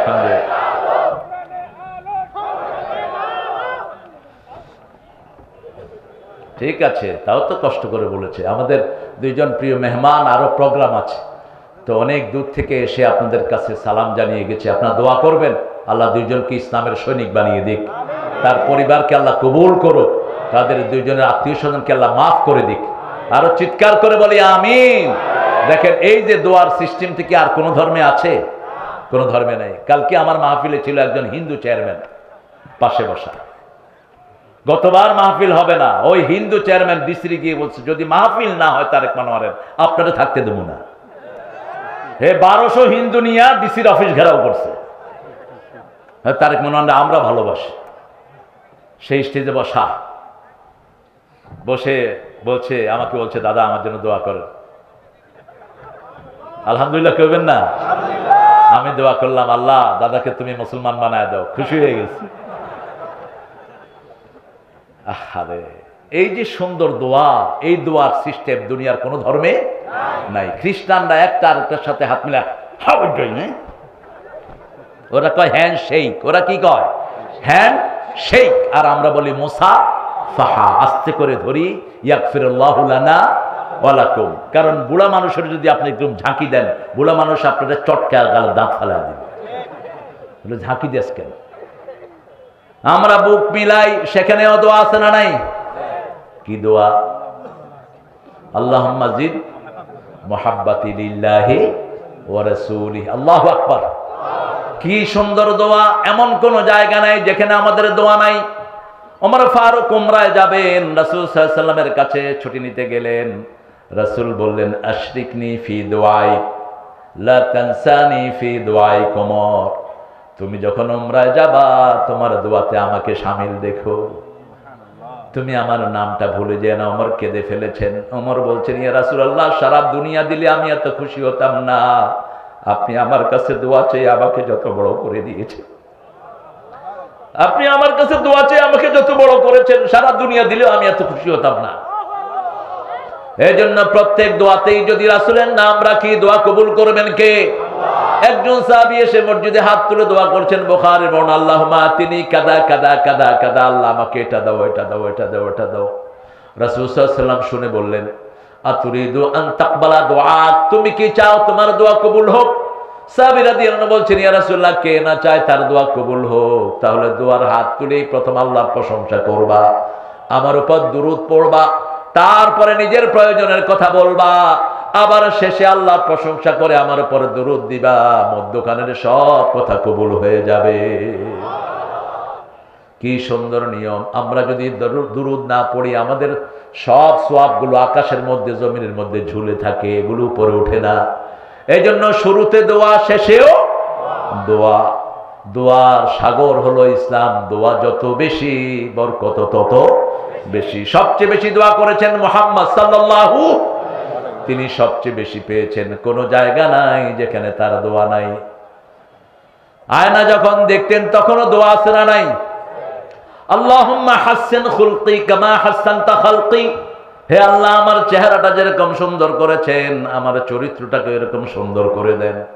দোয়াটা রাসূলের জন্য দরকার নাই, আমাদের জন্য আছে না নাই? রাসূল কোনো কাজ করেন নেই উম্মতের জন্য ছাড়া, উম্মতকে শিক্ষা দেওয়ার জন্য সব করেছেন মুহাম্মদ সাল্লাল্লাহু। আল্লাহ বলছেন হাসিবনি হিসাবান ইয়াসীরা।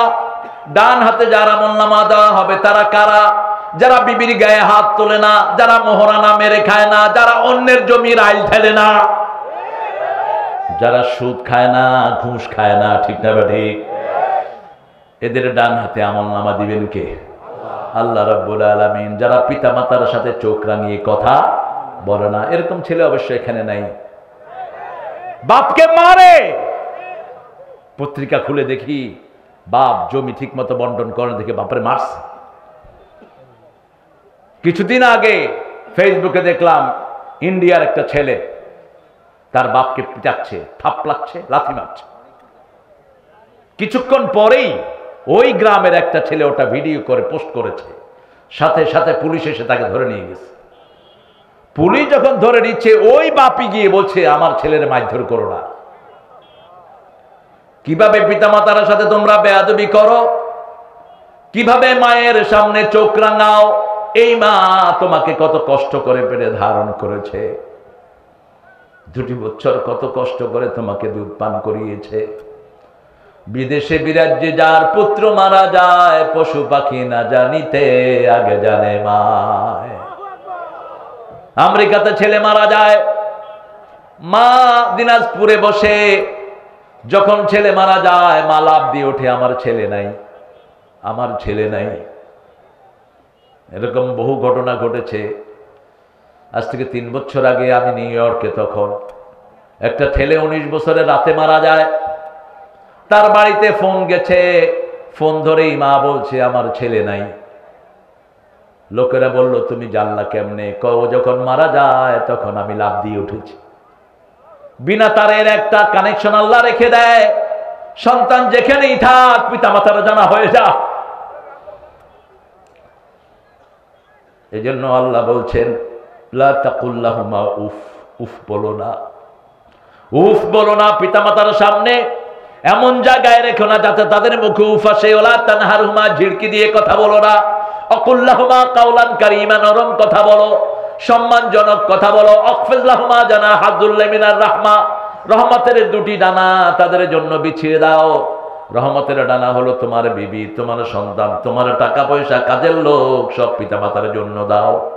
এই 4টা কাজ করার পরে 5ম নম্বরে দোয়া করো রব্বির হামহুমা কামা রাব্বায়ানি সগীরা। পড়ে রব্বির হামহুমা কামা রাব্বায়ানি সগীরা। কোরআনে আল্লাহ তাআলা তারই পরে মা বাপের কথা দিলেন, তাদেরই তরে সদা এহসান তরে, এহসান তরে। তাদেরই খুশিতে যে আল্লাহর সন্তোষ, তাদেরই রাগেতে হয় রব সন্তোষ। এ ধরার রহম তারা, এ ধরার বরকত, এ ধরার রহম তারা, এ ধরার বরকত। ও গো মা তুমি এ ধরনের শ্রেষ্ঠ নেয়ামত।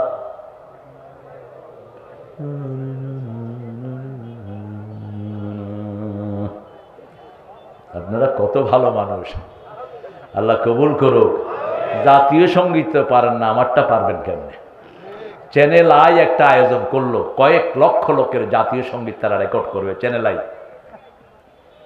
তো ক্যামেরাম্যান আনলো, 30-40 হাজার ক্যামেরাম্যান, 20-30 হাজার, একদম ভরে ফেলছে ক্যামেরাম্যান। এখন প্রথম 2 লাইন ঠিকই গাইছে, পরের লাইন আর পারে না। ক্যামেরাম্যানরা আকাশের দিকে ধরছে ক্যামেরা। আমি কইলাম কিরে আকাশের দিকে ধরছত কেন? কয় স্যার পারে না, ব্যয় করতেছে।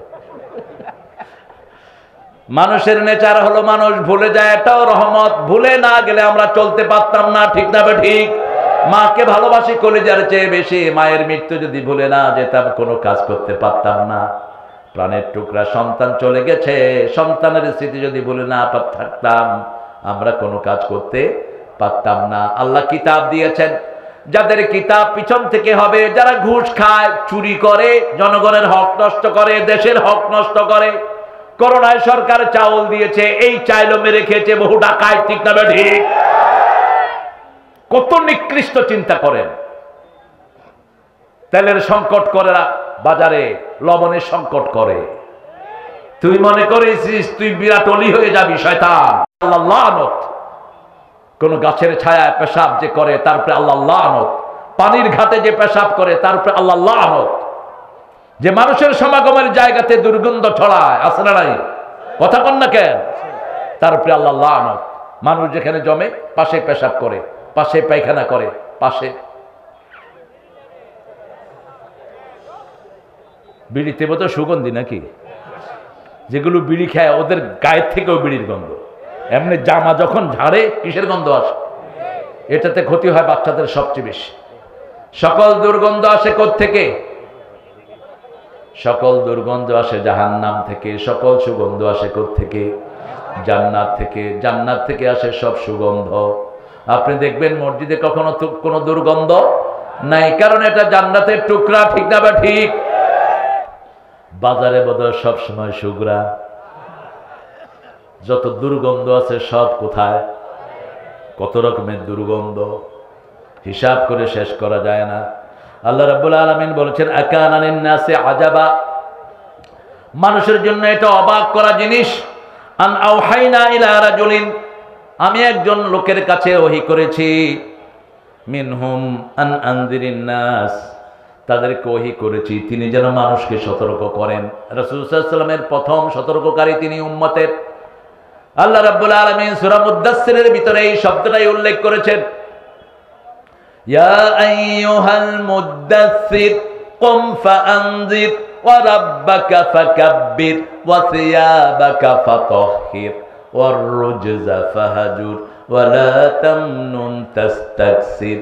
ওগো ও কামলিওয়ালা, ইয়া নবী সাল্লে আলা, তোমারে মনে পড়েছে, তোমারে মনে পড়েছে কি যে কি মন্ত্রণাতে, অসহ যন্ত্রণাতে মন আমার তোমায় সরেছে, তোমারে মনে পড়েছে।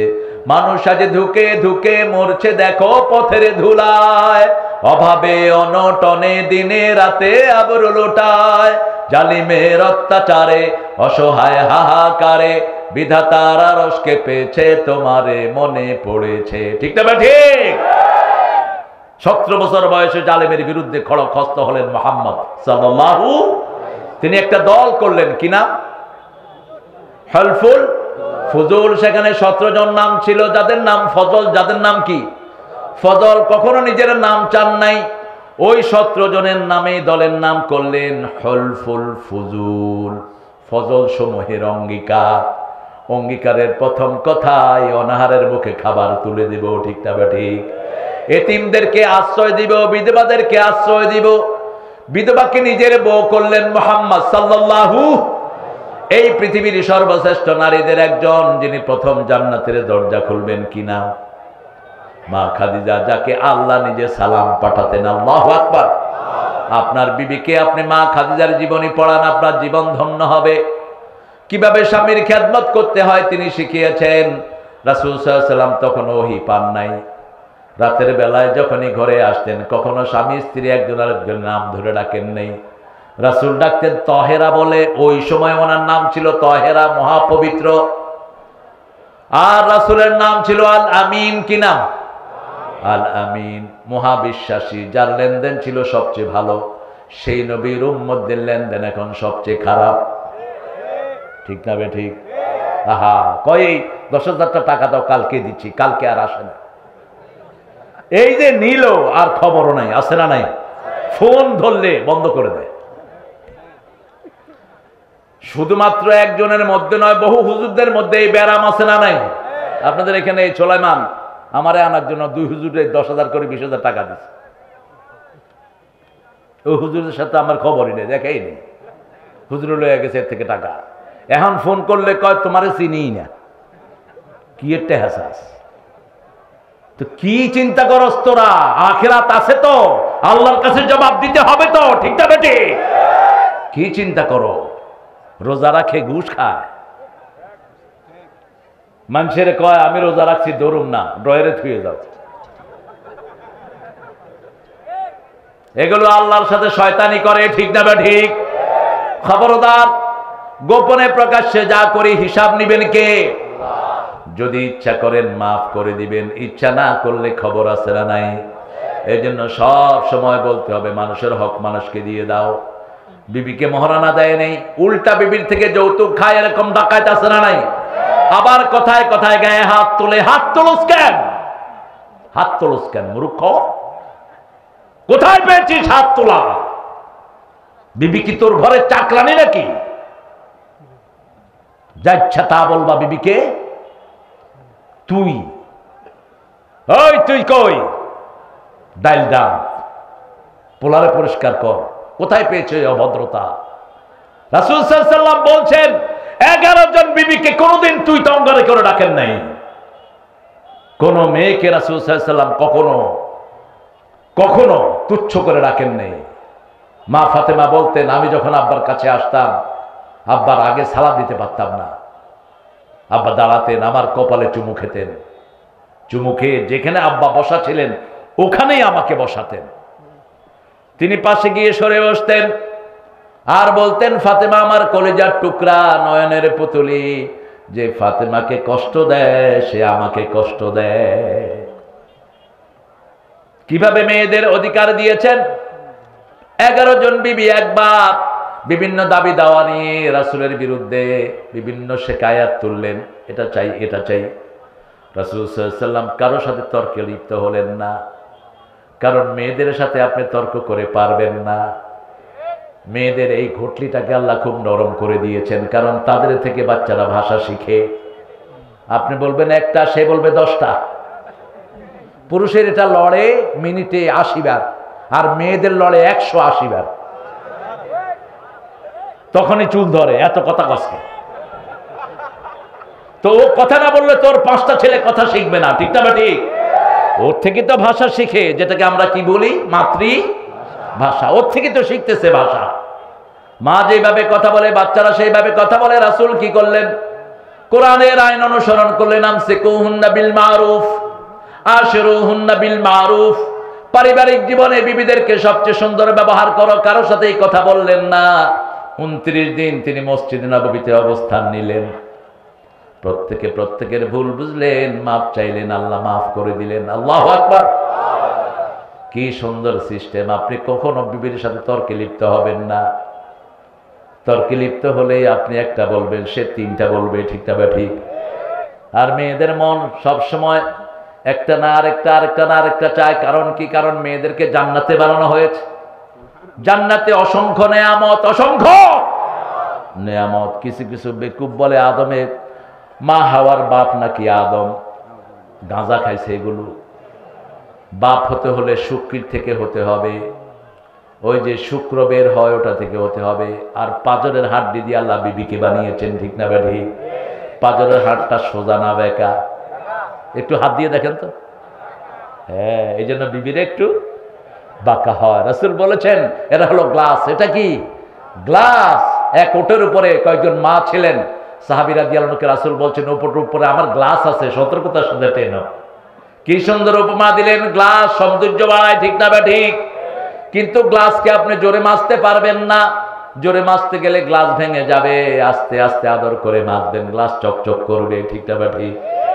বিবিকে সুন্দর করে কথা বলেন। মা আয়েশা রাগ করতেন, রাসূল সাল্লাল্লাহু আলাইহি ওয়াসাল্লাম বলতেন আয়েশা তুমি যে রাগ করো আমি কিন্তু টের পাই। মুসলিম শরীফের হাদিস। রাসূল সাল্লাল্লাহু আলাইহি ওয়াসাল্লামকে মা আয়েশা বলছেন বলুন তো আমি রাগ করলে কি করি? রাসূল সাল্লাল্লাহু আলাইহি ওয়াসাল্লাম বলছেন তুমি যখন রাগ করো তখন বলো ইব্রাহিম আলাইহিস সালামের আল্লাহ আমাদের উপর রহম করুক। আর যখন তুমি খুশি থাকো তখন বলো মুহাম্মদ সাল্লাল্লাহু আলাইহি ওয়াসাল্লামের আল্লাহ আমাদের উপর রহম করুক। আমি তখন বুঝি তুমি আমার উপর খুশি আছো। কি সুন্দর রাগের কথা। রাগ করলেও মুখে গালি আসবে না, এটা মুমিনের লক্ষণ, ঠিক না ঠিক? এই অভ্যাসটা আছে আরবের লোকদের। দেখবেন ওদের মুখে গালি নেই। আপনি মসজিদে ঢুকবেন, ধাক্কা লাগবে, আপনার জন্য দোয়া করবে। আপনি ধাক্কা দিলেন, ও বলবো ইয়ারহামুক, আল্লাহ তোর রহম করুক। আরেক ধাক্কা দিবেন, আল্লাহ ইয়াসাল্লেমাক, আল্লাহ তোর নিরাপদে রাখুক। আরেক ধাক্কা দিবেন, আল্লাহ ইয়াহদিক, আল্লাহ তোর হেদায়েত দিক। আমাদের এক লোক এক আরবকে ধাক্কাচ্ছে, আরব গালি শুধু দোয়াই করতেছে। পরে আরব বলতেছে তুই আমারে ধাক্কাস কেন? ধাক্কাইলে তো তুই দোয়া করস, এই জন্য বেশি করে ধাক্কাইতে। তিনি বললেন কাইফা আসুব্বুল মুমিন, কিভাবে আমি মুমিনকে গালি দিতে পারি? গালি দেয়া হলো মুনাফিকের কাজ। মুনাফিক কথায় কথায় গালি দেয়, ঠিক তবে ঠিক? রাসূল বলেছেন 4টা গুণ যার মধ্যে থাকবে পরিপূর্ণ মুনাফিক। কথা বলবে, মিথ্যা কথা বলবে, আমানত দিলে খেয়ানত করবে। ঠিক আছে তো আপনারা? এরপরে আরেক 3 নম্বর কি? হ্যাঁ, ওয়াদা করলে খেলাফ করবে। ইদা ওয়াদা আখলাফা ইদা খাসামা ফাজার। যখন রাগ করবে সমানে গালিগালাজ করবে। রাগ করলে গালিগালাজ করবে। আপনি আপনার বিবির সাথে সুন্দর ব্যবহার করেন, কার হুকুম? মোহরানা আজকে গিয়ে দিতে থাকেন। যারা মোহরানা দেন নাই বিয়ে শুদ্ধ হবে না। রাসূল বিয়ের আসরে মোহরানা আদায় করে দিতেন, আপনি বাকি রাখলেন কেন? মোহরানা বিবির মর্যাদা অনুযায়ী ধরেন। বিবি যদি পয়সা আলা হয় মোহরানা বেশি হবে। মা খাদিজার মোহরানা ছিল সবচেয়ে বেশি। 19টা উট দিয়ে মা খাদিজার মোহরানা দিয়েছেন মুহাম্মদ সাল্লাল্লাহু আলাইহি ওয়াসাল্লাম। আল্লাহ বলছেন আকারানিন নাসে আজাবা, মানুষ অবাক হয় আমি এই মানুষটার কাছে ওহী করি। রাসূল সাল্লাল্লাহু আলাইহি ওয়াসাল্লাম মানুষ ছিলেন, কোন নবী মানুষের বাহিরে ছিলেন না। জিন যারা এরা গায়েব হতে পারে, কিন্তু মানুষ গায়েব হতে পারে? কথা বল না কেন? জিন হলো জান্নাত থেকে, জান মানে অন্ধকার, জান মানে অন্ধকার। এমন আগুন থেকে তাদেরকে তৈরি করা হয়েছে যে আগুনে ধোঁয়া নাই, যে আগুনে ধোঁয়া নাই। জিন্নাও গায়েব হয়ে যায়, ফেরেশতারা গায়েব হয়ে যায়, কিন্তু আমার নবী কোনোদিন গায়েব হন নাই। ঠিক না ঠিক? তিনি যদি গায়েব হতে পারতেন তাহলে মক্কা থেকে যখন মদিনায় গেলেন, হেরা গুহায় গারে সুরের ভিতরে 3 দিন পালিয়ে থাকতে হতো না। ঠিক না ঠিক? কত কষ্ট করে তিনি সেটা করেছেন। উহুদের ময়দানে মায়ের খেতে হতো না, খন্দকের মধ্যে পেটে পাথর বাঁধতে হতো না। কোন নবী আলাইহিস সালাম নূর ছিলেন না, তবে আল্লাহ তাদেরকে নূর দিয়েছেন। ঠিক না ঠিক? কোন নূর? এই কিতাব একটা নূর, হেদায়েতের নূর দিয়েছেন নবী আলাইহিস সালামকে। আবার নবী আলাইহিস সালাম নূরের জন্য দোয়া করতেন। ফজরের নামাজে যখন যেতেন, নামাজে যখন নিজের রুম থেকে বের হতেন, রাসূল একটা দোয়া করতেন, পড়েন আল্লাহুম্মা ইজআল ফি কলবি নূরা ওয়া ফি আইনি নূরা ওয়া ফি সামঈ নূরা ওয়া ফি বাসারি নূরা ওয়া ফি মুখি নূরা ওয়া ফি আযামি। কষ্ট হচ্ছে আপনাদের? তো পড়েন না কেন? পারেন দোয়াটা? তো পারেনও না, পড়েন না, ব্যাপারটা কি? হ্যাঁ হ্যাঁ, জোরে পড়েন। আল্লাহুম্মা ইজআল নূরান মিন ফাওকি ওয়া মিন তাহতি ওয়া আন ইয়ামিনি ওয়া আন শিমালি ওয়া মিন আমামি ওয়া মিন খালফি। আল্লাহুম্মা হাবলি নূরা, হাবলি নূরা, হাবলি নূরা, ইজআল নূরান ফি কবরি ইয়া আরহামার রাহিমিন। রাসূল বলতেন, হে আল্লাহ আমার চোখে নূর দেন, মগজে নূর দেন, হাড্ডিতে নূর দেন, অস্থিমজ্জায় নূর দেন, উপর থেকে নূর দেন, নিচ থেকে দেন, সামনে থেকে, পিছন থেকে, চারিদিক থেকে আমাকে নূর দেন। আমাকে শুধু নূর দেন, আর যেই দিন আমি কবরে চলে যাব, আমার কবরটা আপনি নূর দিয়ে ভরপুর করে দিয়ে। কার কাছে চাইতেন? কার কাছে চাইতেন? আমরা কার কাছে চাইব? মরণকালে দিও গো দেখা, হে প্রিয় রাসূল। কোন পাগলে লিখছে এই গান? মরণকালে রাসূল তোর সাথে দেখা দিবে কেমনে মূর্খ? তুই চাইতে হবে কার কাছে? কার কাছে চাইতে হবে? দুনিয়ার কারো কাছে চাওয়ার কোনো নিয়ম? রাসূল সাল্লাল্লাহু আলাইহি ওয়াসাল্লাম বলতেন, আমার নামে তোমরা দুরূদ পড়ো, দুরূদ পড়লে আল্লাহ আমার ভিতরে রূহ দিয়ে দেয়। হাজার লক্ষ ফেরেশতারা দুনিয়াতে ছড়িয়ে আছে সায়হুদ, এরা এনে দুরূদটা আমার কাছে পৌঁছে দেয়, আমি জীবিত মানুষের মতোই উত্তর দিয়ে দেই। আবার আল্লাহ বলছেন, কেউ যখন হে নবী আপনার উপর দুরূদ দেয়, আমি তার 10টা গুনাহ মাফ করে দেই, 10টা মর্যাদা বাড়ায় দিই, 10টা রহমত নাজিল করি। কেউ যখন আপনাকে সালাম দেয়, আমি তাকে সালাম দেই। সুবহানাল্লাহ কইবেন না? কিতাবুস সালাত থেকে বলছে হাদিসটি। আল্লাহ রাব্বুল আলামিন বলছেন হাদিসে কুদসিতে যে কেউ যখন আমার হাবিবের উপর দুরূদ পড়ে, আমি আল্লাহ তাকে 10টা রহমত দেই, 10টা গুনাহ মাফ করি, 10টা মর্যাদা বাড়িয়ে দিই। এজন্য আল্লাহ রাব্বুল আলামিন নিজে আল্লাহর হাবিবকে সম্মানিত করেন, আমরা যেন রাসূলকে সালাম দিতে পারি। সূরা সাফফাতের শেষে আল্লাহ সালাম দেওয়ার নিয়ম শিখিয়েছেন, সুবহানা রাব্বিকা রাব্বিল ইজ্জাতি আম্মা ইয়াসিফুন ওয়া সালামুন আলাল মুরসালিন আলহামদুলিল্লাহি। সালাম তোমাকে হাজারো সালাম, হে আমার নবী আকরাম, সালাম তোমাকে লাখো সালাম, হে আমার নবী আকরাম। আমাদের একটা সালামের গান আছে, খুব ভালো। সালাম সালাম, কেমন পড়ছে সবাই? ভালো গান, কিন্তু খারাপ হলো কখন? যখন এটার সাথে হারমোনি লাগলো, যখন এটার সাথে বেড়াবেড়ি লাগলো। বেড়াবেড়ি একখানে হলে ওটা জিনার পরিবেশ হয়ে যায়। ঠিক না ঠিক? যেমন আমরা এখানে আছি, আমাদের মায়েরা আলাদা আছেন না নাই? দুই গ্রুপ শান্তিতে আছি, কিন্তু যদি এখানে আপনার পাশাপাশি মহিলারা বসতো, আপনি এদিকে নজর না দিয়ে ওদিকে দিয়ে থাকতেন, শয়তান আপনাদের সব নষ্ট করে দিত। ঠিক না ঠিক? এই জন্য কনসার্টগুলোতে গজব নাজিল হয় আর মাহফিলগুলোতে রহমত নাজিল হয়। মাহফিলে মানুষ আসেও খুশি, যেতেও খুশি, যেতে আল্লাহর রহমত নিয়ে যায়। আর ফেরেশতারা বলতে থাকে কওমু মাগফুরান লাকুম, তোমরা দাঁড়াও, তোমাদের সব গুনাহ মাফ করে দেয়া হয়েছে। আল্লাহ এই মাহফিলটাকে টিকিয়ে রাখেন। রাসূল ওহী ছাড়া কথা বলতেন না। রাসূলের ব্যাপারে অনেক কথা আমি ধন্যবাদ দেই। এখনকার প্রধানমন্ত্রী তিনি বলেছেন যারা রাসূলের বিরুদ্ধে কথা বলবে জিরো টলারেন্স। রাসূলের বিরুদ্ধে যারা কথা বলবে বাংলাদেশে আমরা থাকতে দেব না। এক বেয়াদব রাসূলের বিরুদ্ধে কথা বলেছে, এখন আর দেশে ঢুকতে পারে না। কি নাম জানি না, কি এর লগে মিল, ও তো রাসূলের বিরুদ্ধে কথা বলেনি। টাকলা এমনি টাকলা যে কি কইছে ও আসলে নিজেও বুঝেনি, এরপরেও বিপদে পড়ে গেছে। রাসূল সাল্লাল্লাহু আলাইহি ওয়াসাল্লামের বিরুদ্ধে কথা বলেছে তসলিমা নাসরিনের মতো কুচ্ছিষ্ট নারী। ওর লেখা ছাপায় প্রথম আলো, এটা পড়বেন না। ওর লেখা ছাপায় বাংলাদেশ প্রতিদিন, এসব পত্রিকা বর্জন করেন। বাংলাদেশের শ্রেষ্ঠ আলেমরা চলে যায়, তাদের কোনো খবর তারা দেয় না। আল্লামা শফি দ্বিতীয় জন তৈরি হবে না, লক্ষ লক্ষ মুহাদ্দিসের উস্তাদ তিনি, ঠিক কিনা? আল্লামা বাবু নগরী এত বড় হাদিসের খেদমত করে গেছেন, তার কথা বলা হয় না। আল্লামা সিফায়েতুল্লাহ হাফেজ হাদিস ছিলেন তিনি। আল্লামা ইমদাদুল হক কালাই হাজারি, ইমদাদুল হক গোপালগঞ্জি, এরা বড় বড় আলেম, এদের কোনো নামই নাই, ঠিক না বেটি? কোথাকার কোন উচ্ছিষ্ট এটার লেখা ছাপায় আপনারা দেখবেন প্রথম আলো মানুষে পড়ে। কি জন্য পড়ে আমার মাথায় ঢুকে না। এই পত্রিকাটা ইসলাম বিরোধী পত্রিকা, কোরআন বিরোধী পত্রিকা। আমরা কারো দুশমন নই, কিন্তু আমার নবীকে যারা ব্যঙ্গ করবে আমরা তাদের বন্ধু হতে পারি না। কোরআন শরীফের সূরা ব্যঙ্গ করেছে এই প্রথম আলো পত্রিকা। হাদাল বালাদিন আমিন, এই আমিন, এই বলদ আমিন মিয়া,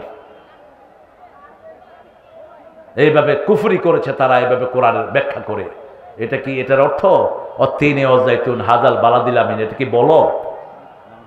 বালাদ মানে শহর, বালাদ মানে কি? আল্লাহ কসম খেয়েছেন মক্কা নগরীর, আর তারা ব্যাখ্যা করলো কি? আল্লাহ রাব্বুল আলামিনের কাছে এই জন্য রাসূল সাল্লাল্লাহু আলাইহি ওয়াসাল্লামের ব্যাপারে আল্লাহ ওহী করেছেন। আমার নবী ওহী ছাড়া কোনো কথা বলে না, ঠিক না? ঠিক। যা কথা বলেন ওহী করে দেন কে? সূরা নজমে আল্লাহ বলছেন ওয়া মা ইয়ানতিকু আনিল হাওয়া ইন হুয়া ইল্লা ওয়াহয়ুন ইউহা। যতক্ষণ আমি ওহী করি না ততক্ষণ আমার হাবিব কথা বলে না। রাসূলকে মক্কার লোকেরা পাগল বলেছে, জবাব দিয়েছেন কে? আল্লাহ বলেছেন ওমা আনতা বিনিআমাতি রাব্বিকা বিমাজনুন, আপনি আর রবের নিয়ামতের জন্য পাগল নয়। ওমা সাহিবুকুম বিমাজনুন, তোমাদের যে সাথী এত সুন্দর তিনি কখনো পাগল হতে পারে? রাসূল সাল্লাল্লাহু আলাইহি ওয়াসাল্লামের সবটাই বলেছেন কে? চরিত্রের সার্টিফিকেট আল্লাহ দিচ্ছেন ওয়া ইন্নাকা লাআলা খুলুকিন আযীম।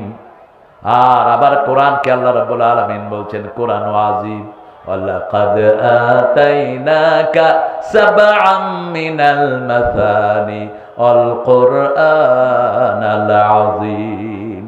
এই আযীম কোরআন রাসূলের উপর নাজিল হওয়ার কারণে তিনিও আযীম হয়ে গেছেন, ঠিক না ঠিক? প্রত্যেকটি জিনিস এমন ভাবে করেছেন যার জীবনে কোনো ভুল নাই। প্রত্যেক নবী নাফসি নাফসি করে কাঁদবেন, আর আমার নবী কি বলবেন? আমার আপনার নবী কি বলবেন?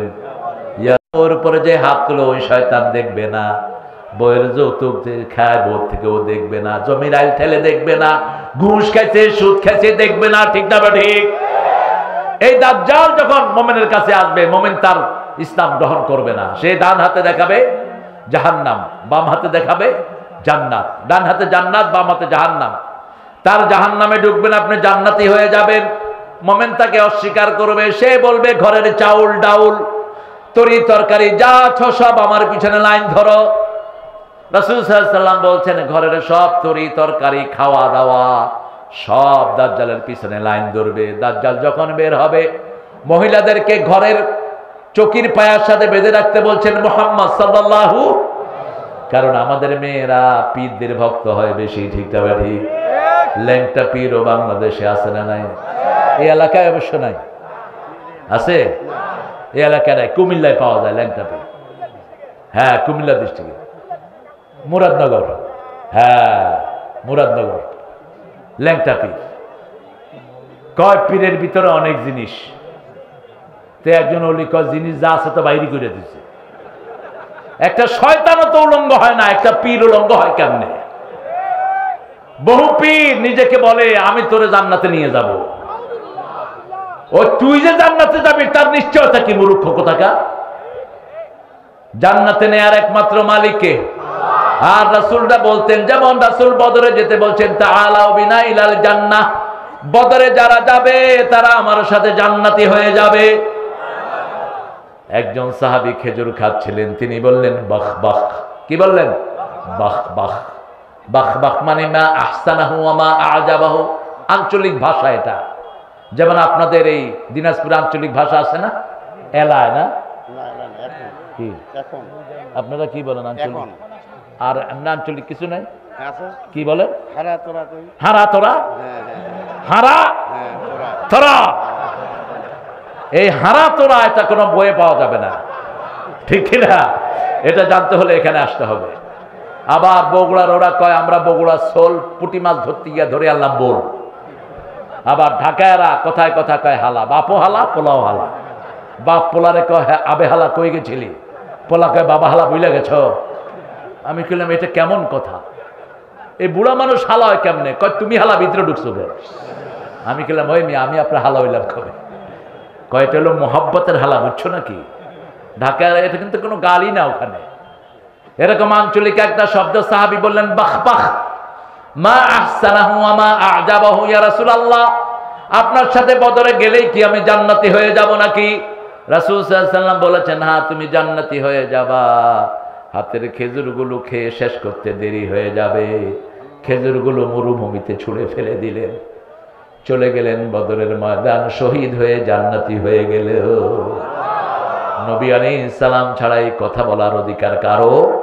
এগুলো দাজ্জাল, এগুলো মিথ্যুক, পীর নামের কলঙ্ক, ভণ্ডা। লেখা নাই পড়া নাই পীর। আল্লাহ আমাদেরকে হেফাজত করেন। চিৎকার করে বলেন আমিন।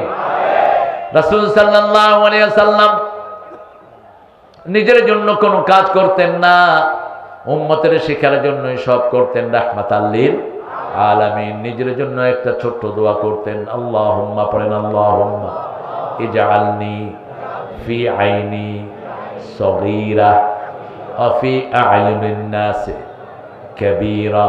হে আল্লাহ আমার চোখে আমারে ছোট করে দাও, মানুষের চোখে আমারে বড় করে দাও। কখনো কেউ এসে রাসূলের থেকে নিরাশ হতেন না। কেউ যখন রাসূল সাল্লাল্লাহু আলাইহি ওয়াসাল্লামের সাথে হাত মিলাতেন, ওই লোক হাত নেওয়ার আগ পর্যন্ত রাসূল হাত ছাড়িয়ে নিতেন না। কেউ যখন রাসূলের চেহারায় তাকাতেন, ওই লোক চোখ ফিরানো পর্যন্ত রাসূল চোখ ফিরাতেন না। কাউকে যখন বিদায় দিতেন তার পথের দিকে তাকিয়ে থাকতেন। হঠাৎ করে দেখে মানুষ অবাক হয়ে যেত, এত গম্ভীর মানুষের সাথে কথা বলবো কেমনে? কিন্তু যখন কথা হতো মনে করতো ওনার চেয়ে বেশি ভালোবাসার মানুষ একজনও নাই। আমরা যেন রাসূলের চরিত্র অবলম্বন করতে পারি, আল্লাহ তৌফিক দান করেন। বেশি কথা থেকে তিনি বেঁচে থাকতেন, বেশি কথা থেকে বেঁচে থাকতেন, শুনতেন বেশি, বলতেন কম। আপনিও শুনবেন বেশি, বলবেন কম। কিছু বাচাল মানুষ সমাজে পাওয়া যায়, ঠিক না বেটি? সারাক্ষণ কথা বলতে থাকে। রাসূল সাল্লাল্লাহু আলাইহি ওয়াসাল্লাম কাসরাতুল কালাম থেকে বানা চাইতেন, আতওয়ালুস সাব, লম্বা সময় চুপ করে থাকতেন, রাহমাতাল লিল আলামিন। আবার বাচ্চাদেরকে বড় বেশি আদর করতেন। আর আমরা বাচ্চাদেরকে মারি, স্কুলেও পিটায়, হেফজোখানাও পিটায়। বাংলাদেশের বাচ্চাদের পিটাপিটি বন্ধ নাই, ঠিক না বেঠি? যেখানে যায় শুধু পিটা খায়, মায়ের খায়। ঠাকুরগাঁয়ের এক এনজিও কর্মী এক বাচ্চার কান কামড়িয়ে ছিঁড়ে ফেলেছে। তুই কুত্তার কান খাস না মূর্খ, তুই বাচ্চার কানে কামড় দিলি কেন? এরকম বেয়াদব টিচার আছে না নাই? বেকারুন্নেসার এক হিন্দু টিচার মেয়েদেরকে পড়ানোর নাম করে ঘরে নিয়ে বলৎকার করে। এগুলোকে ফাঁসিতে ঝুলিয়ে দেওয়া দরকার। শিক্ষার অঙ্গনটাকে এরা নষ্ট করেছে, ঠিক না ঠিক? আবার কিছু বদমেজাজি হুজুর আছে বাচ্চাদেরকে পিটিয়ে অজ্ঞান করে দেয়। হেফজোখানায় পিটাপিটি করার কোনো নিয়ম ইসলামে নাই। কারণ নবী আলাইহিস সালামকে আল্লাহ আদর করেছেন, বারবার জিহ্বা নেড়ে কোরআন মুখস্থ করার চেষ্টা করেছেন, সেটাও নিষেধ করে দিয়েছেন কে? লা তুহাররিক বিহি লিসানাকা লিতাআজালা বিহি ইন্না আলাইনা জামআহু ওয়া কুরআনা ওয়া ইন্না আলাইনা লাবায়ানা। অনেক রাত হয়ে গেছে, হ্যাঁ এখন শেষ করব, এখন 11:30। মজা লাগে তো না? কোন নবী কি 1 ঘন্টা না 25 মিনিটের উপরে কথা বলেছেন? রাসূলের বিদায় হজের ভাষণ কত মিনিট? কত মিনিট? 25 মিনিট। যদি টেনে টেনে তুমি পড়ো, তা আমাদের থেকে কত চান আপনারা? এখন নতুন নতুন বক্তাগুলো আসছে, 1 ঘন্টার বেশি মেশিন চলে না।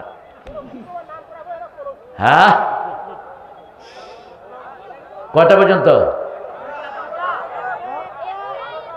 আল্লাহ তুমি আমার দিনাজপুর থেকে হেফাজত করো। আমি চেষ্টা করব, দেখি এই আয়াতটা শেষ করতে পারি কিনা। রাসূল সাল্লাল্লাহু আলাইহি ওয়াসাল্লামের ব্যাপারে কেউ যখন কোনো কথা বলবে সেজন্য জেনে বলে, ঠিক না ঠিক? আমার নবীকে আমরা হৃদয় থেকে বেশি ভালোবাসি, যদি না বাসি তাহলে আমরা মুমিন হতে পারবো? রাসূলের চুল কাটা আজকে ছেলেরা ফলো করে না, আজকে ফলো করে ওই যে ফুটবল খেলার বাঁদর নেইমার, উন্দুর কি জানি এটা, ফেসি ফেসি। কেন এদেরকে অনুসরণ করো? যাকে অনুসরণ করবা তার সাথে তোমার হাসর হবে। পোলাপানের মাথার চুল দেখলে বমি আসে এখন, এখান দিয়ে কাটছে, এখান দিয়ে কাটছে, মধ্যখান দিয়ে কুত্তার লেজ, কি সর্বনাশ। আবার এই মাথায় বাটি বসায় চারিদিক দিয়ে কামা ফেলতেছে, এমনি হচ্ছে। নিষেধ। রাসূল বলেছেন উত্রুকুহু কুল্লাহ ওহলিকুহু কুল্লাহ, রাখলে 1 সমানে রাখো, কাটলে 1 সমানে কাটো। রাসূল 3 ভাবে চুল রাখতেন, লিম্মা, জিম্মা, ওপরা। অধিকাংশ নবী আলাইহিস সালামের মাথায় লিম্মা ছিল, ঘাড়ের এই মেনকাপ পর্যন্ত ঝুলানো।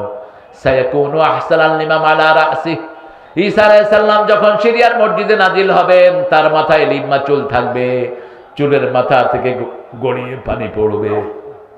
সারা দুনিয়ায় কায়েম হবে লা ইলাহা ইল্লাল্লাহু মুহাম্মাদুর রাসূলুল্লাহ সাল্লাল্লাহু। ঈসা আলাইহিস সালামকে আল্লাহ রাসায়নিক শক্তি দিবেন। কত বছর বয়সে উঠিয়ে নিলেন বলেন? কত? 33। জান্নাতীদের বয়স হবে 33, আপনার বয়স 33, আপনার আব্বার বয়স 33, সব এক সমান। আল্লাহু আকবার।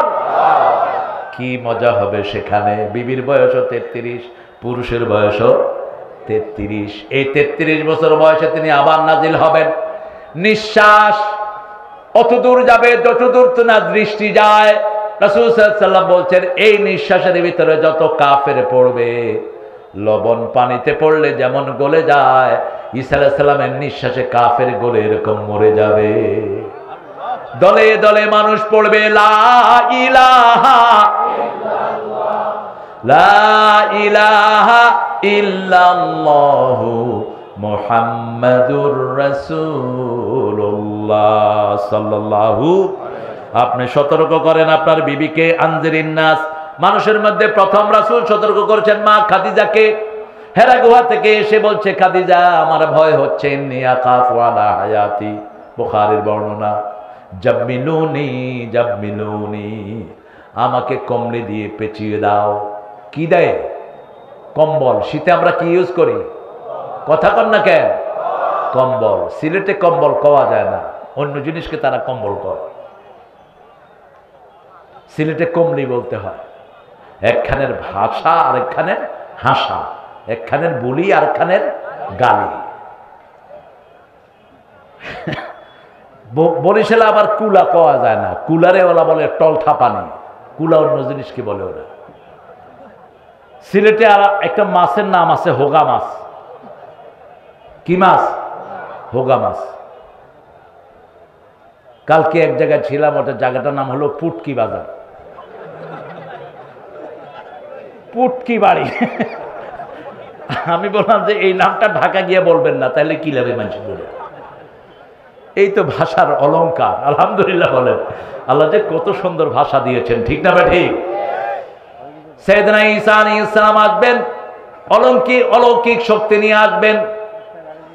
তিনি দাজ্জালকে পাবেন জেরুজালেমের গেইটে, তাকাবেন, সে গলে যাবে, তারপরেও তাকে বল্লম মারবেন তিনি, কারণ দাজ্জাল সারা পৃথিবীর সিস্টেম নষ্ট করে দিবে। রাসূল বলছেন দাজ্জালের সামনে যাওয়ার কখনো চিন্তাও করবা না, দাজ্জাল থেকে পানা চাও।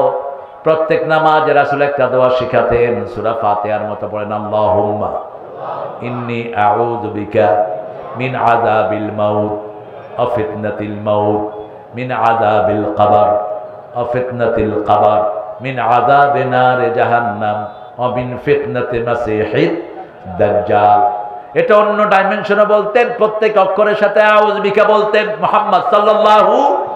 আবার বলতেন ইন্নী আউযু বিকা মিন ফিতনাতিল মাহইয়া ওয়াল মামাত, জীবন এবং মৃত্যু দুই ফিতনা থেকে পানা চাইতেন কার কাছে? আল্লাহর কাছে চাইতেন। নামাজ হলো দোয়ার বাজার। নামাজের 8 জায়গায় দোয়া করতেন মুহাম্মদ সাল্লাল্লাহু। কয় জায়গায়? 8 জায়গায়। তাকবীরে তাহরিমা বেঁধেই দোয়া করতেন, দুটি দোয়া করতেন। তাকবীরে তাহরিমা বেঁধেই পড়তেন ইন্নী ওয়াজ্জাহাতু ওয়াজহিয়া লিল্লাযী ফাতারাস সামাওয়াতি ওয়াল আরদ হানিফাও ওয়া মা আনা মিনাল। মিশকাত শরীফটা ঘরে রাখবেন। মিশকাত শরীফ এনসাইক্লোপিডিয়া অফ হাদিস, প্রায় 15 থেকে 20টা হাদিস গ্রন্থের হাদিস এখানে মুসান্নাফে মিশকাত সংকলন করেছেন। আলহামদুলিল্লাহ, এটা থাকলে আপনি এমনি আলেম হয়ে যাবেন। আমি এগুলি মিশকাত থেকে বলছি। কিতাবুল সালাত, রাসূল সাল্লাল্লাহু আলাইহি ওয়াসাল্লাম এরপরে পড়তেন কুল ইন্না সালাতি ওয়া নুসুকি ওয়া মাহইয়ায়া ওয়া মামাতি লিল্লাহি রাব্বিল আলামিন ওয়া বিযালিকা উমিরতু ওয়া আনা আউয়ালুল মুসলিমিন। রাসূল সাল্লাল্লাহু আলাইহি ওয়াসাল্লাম এরপরে ইস্তিগফার পড়তেন, নফল নামাজে ইস্তিগফার করতেন 10 বার, সুবহানাল্লাহ 10 বার, আলহামদুলিল্লাহ 10 বার, আল্লাহু আকবার 10 বার, লা ইলাহা ইল্লাল্লাহ 10 বার। তারপরে নামাজ শুরু করতেন। তারপরে তাসবিহ পড়তেন, সুবহানাকা আল্লাহুম্মা, পড়েন সুবহানাকা আল্লাহুম্মা ওয়া বিহামদিক ওয়া জাল্লা ওয়া লা ইলাহা, পড়েন না এটা পড়তেন। আবার অন্য দোয়াও পড়তেন। আবু হুরায়রা রাদিয়াল্লাহু আনহু প্রশ্ন করলেন, ইয়া রাসূলুল্লাহ, আপনি সূরা ফাতিহা পড়ে এতক্ষণ চুপ থাকেন কেন? মক্কা মদিনার ইমামরা দেখবেন চুপ থাকে। আবার রাসূল বুখারী মুসলিমের একটা হাদিসও বলেছেন যে মুসল্লি থাকলে নামাজটা শর্ট করো যাতে বুড়াদের কষ্ট না হয়। সেটা অনেকেই ফলো করে, অনেক বড় বড় ইমামরা সেটা ফলো করে। একা যখন নামাজ পড়বেন রাসূলের এই দোয়াগুলো পড়বেন। রাসূল সাল্লাল্লাহু আলাইহি ওয়াসাল্লাম সূরা ফাতিহা আর কেরাতের মধ্যখানে একটা দোয়া পড়তেন। আবু হুরায়রা প্রশ্ন করেছেন, রাসূল বলছেন সালতা বিশাইইন আযীম, তুমি বড় জিনিসের প্রশ্ন করেছো। রাসূল সাল্লাল্লাহু আলাইহি ওয়াসাল্লাম এখানে দোয়া করতেন, আল্লাহুম্মা বা'id বাইনি ওয়া বাইনা খাতায়া কামা বা'adta বাইনাল মাশরিকি ওয়াল মাগরিব, নাক্কিনি মিন খাতায়া কামা ইউনাক্কাস সাওবুল আবিয়াদ মিনাদ দানাস, ওয়াগসিলনি মিন খাতায়া বিল মাই ওয়াস সালজি ওয়াল বারদ। এই সুন্দর দোয়াটা করতেন মুহাম্মদ সাল্লাল্লাহু আলাইহি ওয়াসাল্লাম। টেনশনের কোনো কারণ নাই, আগামী দিন ইসলামের দিন। রক্ত ঝরে যার জমিন হয়ে যায় তা। আজকে সারা দুনিয়ায় মুসলমানদের রক্ত ঝরছে, ঠিক না ঠিক? এই জমিন মুসলমানদের, তাতে কোনো সন্দেহ নাই। কত আলেম সারা দুনিয়ায় কষ্টে আছে না নাই? ছোট্ট হামজা সারা দেশে কোরআন পড়ে বেড়াতো, এখন হামজার আমাদের কাছে নাই। আসবে অচিরেই, আলহামদুলিল্লাহ বলেন। মামুন আসবে অচিরেই, ঠিক না ঠিক? আল্লাহ সবগুলো নির্যাতিত মানুষকে আপনি মুক্ত করে দেন। চিৎকার করে বলেন আমিন। আমরা রাসূল সাল্লাল্লাহু আলাইহি ওয়াসাল্লামকে আদর্শ মানবো, সাহাবায়ে কেরাম আমাদের আদর্শ।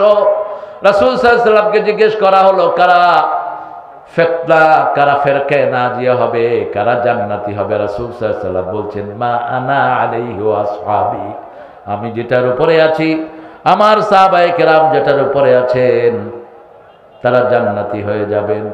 হ্যাঁ, ও মসজিদের জন্য দান দেয়নি সুলেমান? ও মসজিদে, আচ্ছা আমাকে পয়সালা দেখায় দাও, আমি তো পয়সালা চিনি না এখানে। আমার আহসান হাবিবের পয়সা কেমন? বেশি না কম? কি কম? হাসান ভাই তো এমনি দিবে ইনশাআল্লাহ। কত লাগবে তোমাদের মসজিদে বলো? 10 লাখ টাকা লাগবে। 50,000 হয়ে গেছে, আলহামদুলিল্লাহ আলহামদুলিল্লাহ। আরেকজন 50,000 দেন, আরেকজন 50,000 দেন। কষ্ট হবে? এখানে কে আছে 50,000 টাকা দেওয়ার? দেখো, তোমার মামা আছে না? এত বোধহয় দিতে পারবে না, তোমার মামারে বিপদে ফেলায় না। আজকে এমনি মেহমানের জন্য অনেক আয়োজন করেছেন, খাওয়া অনেক করেছে, আপনার চাইতে খেয়ে যায় না। আজকে 10,000 দিয়েছেন, আলহামদুলিল্লাহ বলেন। আচ্ছা কয়েকজন দেন দেখি, আমি অন্তত 3-4 টন রডের ব্যবস্থা যদি হয়ে যায় তাইলে হয়ে যাবে ইনশাআল্লাহ। মসজিদ কিন্তু বসে থাকে না, দুর্ভাগা হলো তারা যারা মসজিদে দিল না। ঠিক না বা ঠিক? তোর পয়সা নিয়ে তুই তো কবরে যেতে পারবি না। ওই যে বাংলাদেশের পয়সাওয়ালা, বিশাল পয়সাওয়ালা ভূমিদস্যু, করোনার প্রথম ঠেলাতেই শেষ। আহা, নিজের ছেলে মেয়ে কেউ যায়নি কাছে। চীন থেকে ডাক্তার এনেছে, চ্যাং ব্যাং খং ভং। ওই চীনের ডাক্তার না এনে যদি বাংলাদেশের ইমাম সাহেবদেরকে দিয়ে দোয়া করাতেই হয়তো কবুল হয়ে যেত।